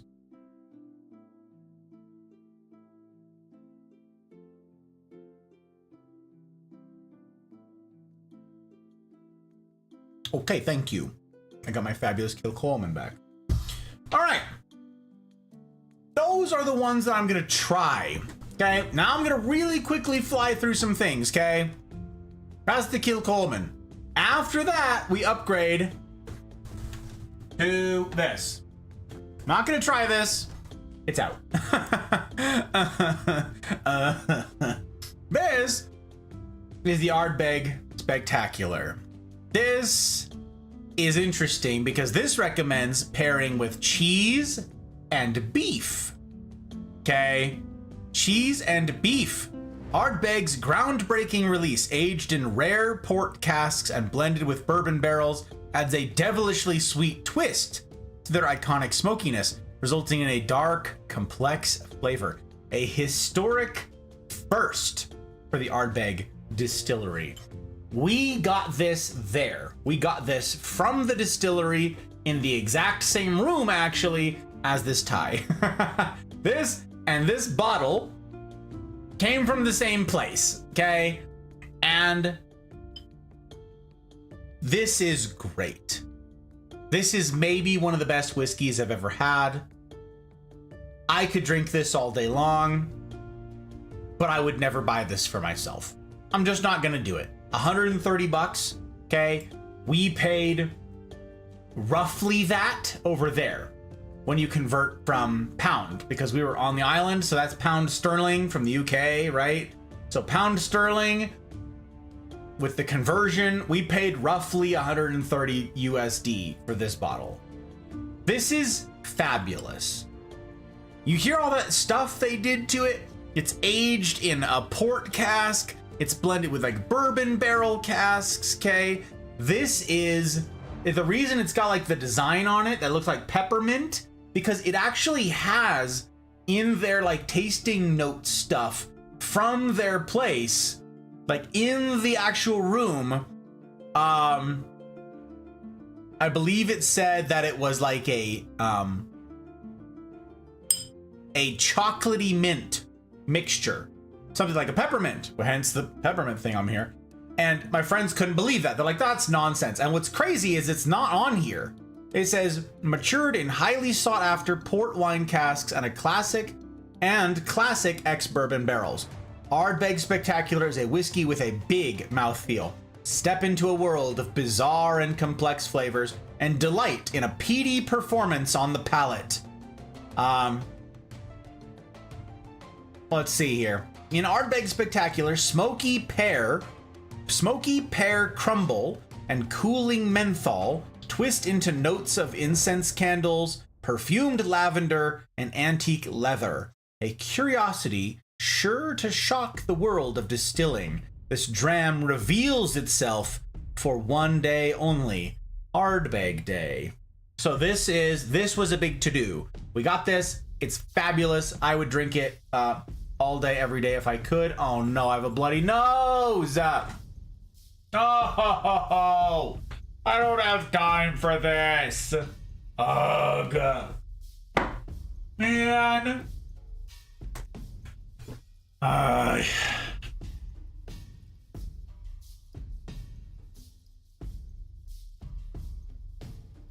Menthol is mint, but that's not what it says, Jack. Ugh. I have to leave you in the less than capable arms of Chair. I'm sorry. I'll be right back. So annoying.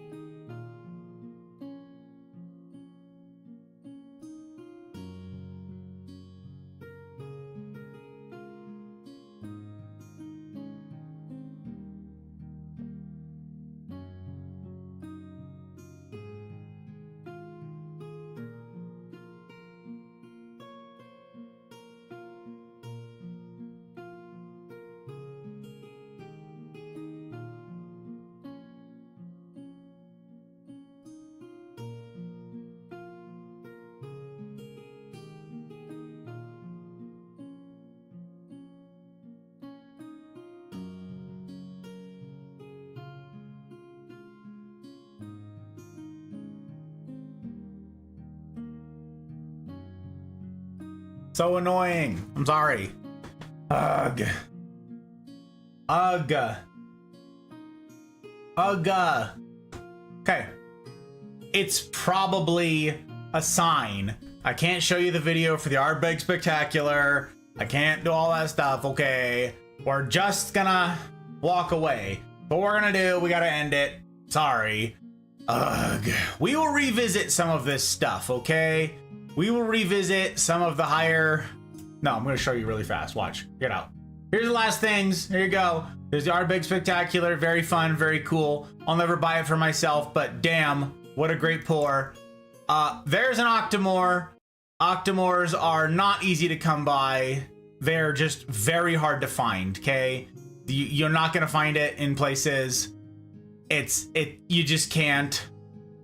Okay, there's that bottle back there. And then you've got the red spot. I told you I would show you the red spot. I am going to fulfill my promise here. There's the red spot. Red spot is very hard to find in the States, and it is a 15-year Irish whiskey. This is not an Islay whiskey. Okay, this is not a peated Scotch. It is an Irish. It is an Irish whiskey, and it is the top of that price point. It is very fancy, very pants, and like I said, there's a reason that it is sitting in its customs bag still. I ain't taking it out of its customs bag. It's gonna sit right there. It's gonna sit right there, okay? So that was the one nice thing that I bought myself. Like, I bought one bottle while I was over there for like bringing home, and it's that.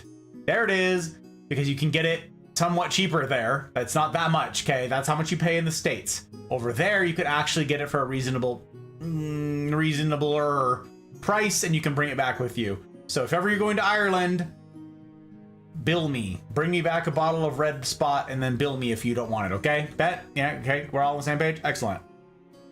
Okay. Does she like them? Not at all, Pre. She hates whiskey. Hot Bride does not drink whiskey at all. She can't stand the smell of it. She doesn't like it mixed with things. If it's a... Oh, look what it is. Oh my gosh, Fallen. Hey, welcome back. Ahmed, I swear. We are ending. We are beyond our end time. Fallen, I'm so sorry. You're here. Right at the tail of the thing. But it's super good to have you in. Fallen, I take raids very seriously. If you do me the kindness of very quickly, you don't have to, there's no obligation, there's no pressure. You don't gotta do it, okay? You're like, I'm gonna raid and run, pachoom. You can do so, okay? But if you do me the kindness of doing some self-promo really fast, I'd appreciate it. If you would tell us when people go do their proper real vibe checks, shout out at Fallen 0.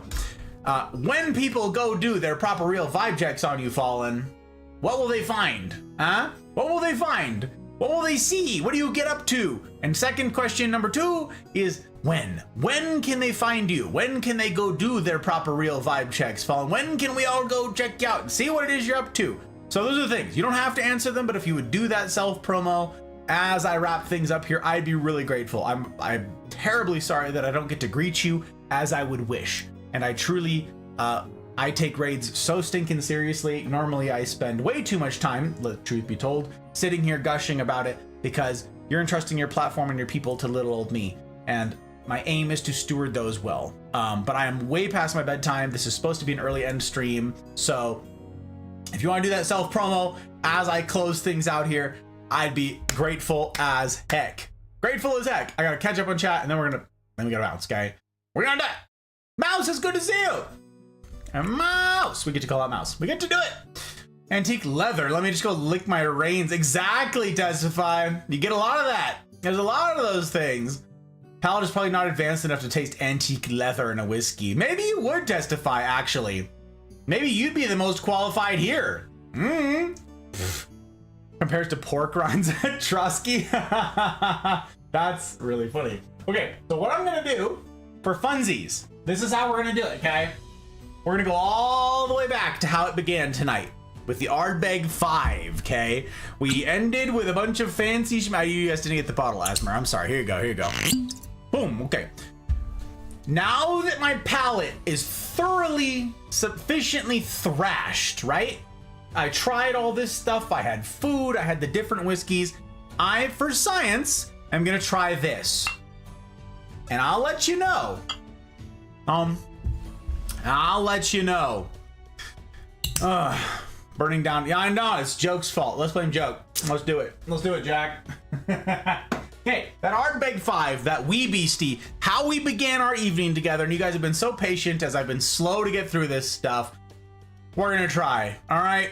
We're gonna try. No, I'll miss you guys. Goalie, no! Tomorrow, Minecraft, same time, 8 p.m. Pacific. Let's go, baby, let's do it. I wouldn't think about it twice, you're amazing. I do think about it twice, Fallen. I appreciate. I take raids very seriously. Thank you for the trust that you've been placed in me. Thank you. Gang, again, you'd be doing me a personal kindness if you could do a vibe check on someone who's done us a kindness. Thank you. Thank you, Fallen. Thank you to everybody who's been here tonight. Everybody who made this thing possible. Everybody who wanted the whiskey stream so that we could do the introduction to whiskey. I hope you guys learned some stuff. You learned some of the laws, some of the rules, some of the blends, some of the lingo, some of that jargon, right? So now you can speak the language as you try entering this world. Now let's go back to how it began with our wee beastie, a 5-year-old Islay peated Scotch. Let's see.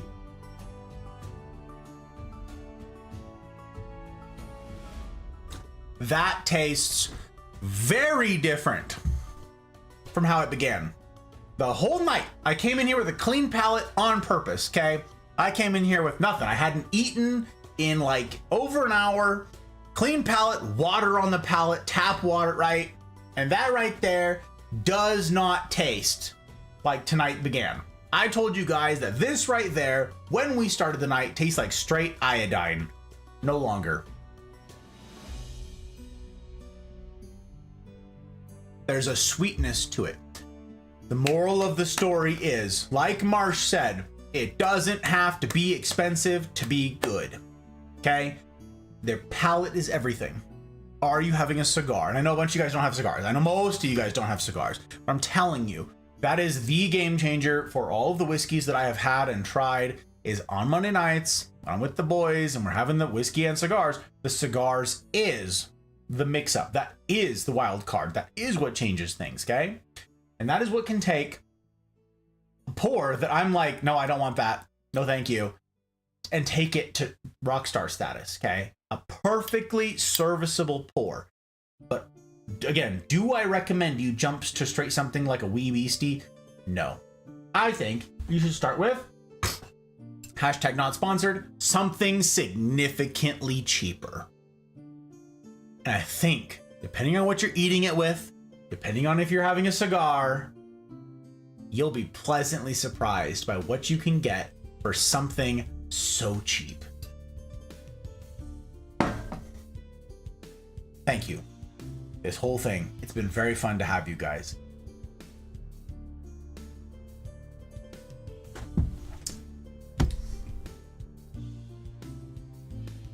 Super good. I like it a lot. I like it a lot. Hashtag looking after husband who drank too much. Hashtag rare occurrence. Hashtag sleep apnea. Holy cannoli mouse, you're a busy night. Okay, Apex pack, really quick. I gotta do that. Mouse with an Apex pack. I'm on it. We got it. Well, I hope he's okay. I know he's in good hands. Oh my gosh. Okay, gang. That means I need to raid out. I don't even know who's live anymore. We're gonna find out. I don't know who you are. I don't know who you are. Who are you? What are we doing? What we doing? What we got? What we got? Very quickly, because I need to be able to raid and run, you guys. We're gonna raid somebody I know. We're gonna raid somebody that I know is gonna take good care of your bandwidth. If you guys would stick around for the raid, I'd be really grateful. You know, it helps the Mafia community when we get to go show love to somebody who I think is a good entertainer, who I think does a good job of taking this seriously as a business sort of endeavor, and who's, you know, sweet as heck. So let's go raid Gwen. We're gonna raid Gwen. It's gonna be fast. It's gonna be hashtag also drunk. Oh no, mouse. Danger. Thank you for the raid messages right there. If you guys would kindly copy that raid message, you don't have to, but I'd be grateful if you would.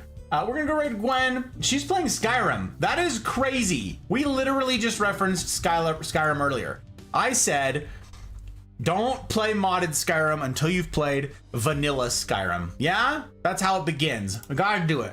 Very important. Thank you, Jack. You beat me to it. This stream is made possible by my patrons.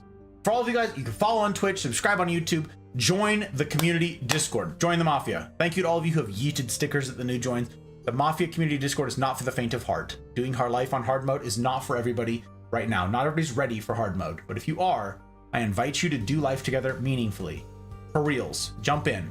And all of that is brought to you guys without ads, not by the platforms, but by the sponsors of all of this. On Coffee, on Patreon, thank you. In particular to my public patrons, Aki, Bootless, CJ number 2, Dano, Leanne, Ferret, Goose, Jen, Joke, Abby, Marty, Karma, Pre, Fausty, Zen, Ryan, Thump, Tech, Mouse, Trotsky, Pell, Dragon, CJ number 1, and Zen. Thank you guys. To all of you guys with your attention, your time, your bandwidth for the raids, thank you so much.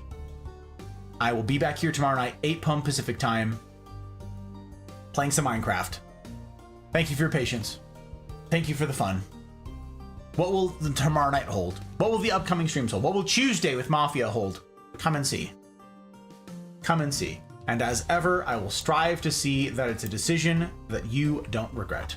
In the meantime, I wish for you each marvelous evenings, mornings, wherever ye be. And I will see you on the other side.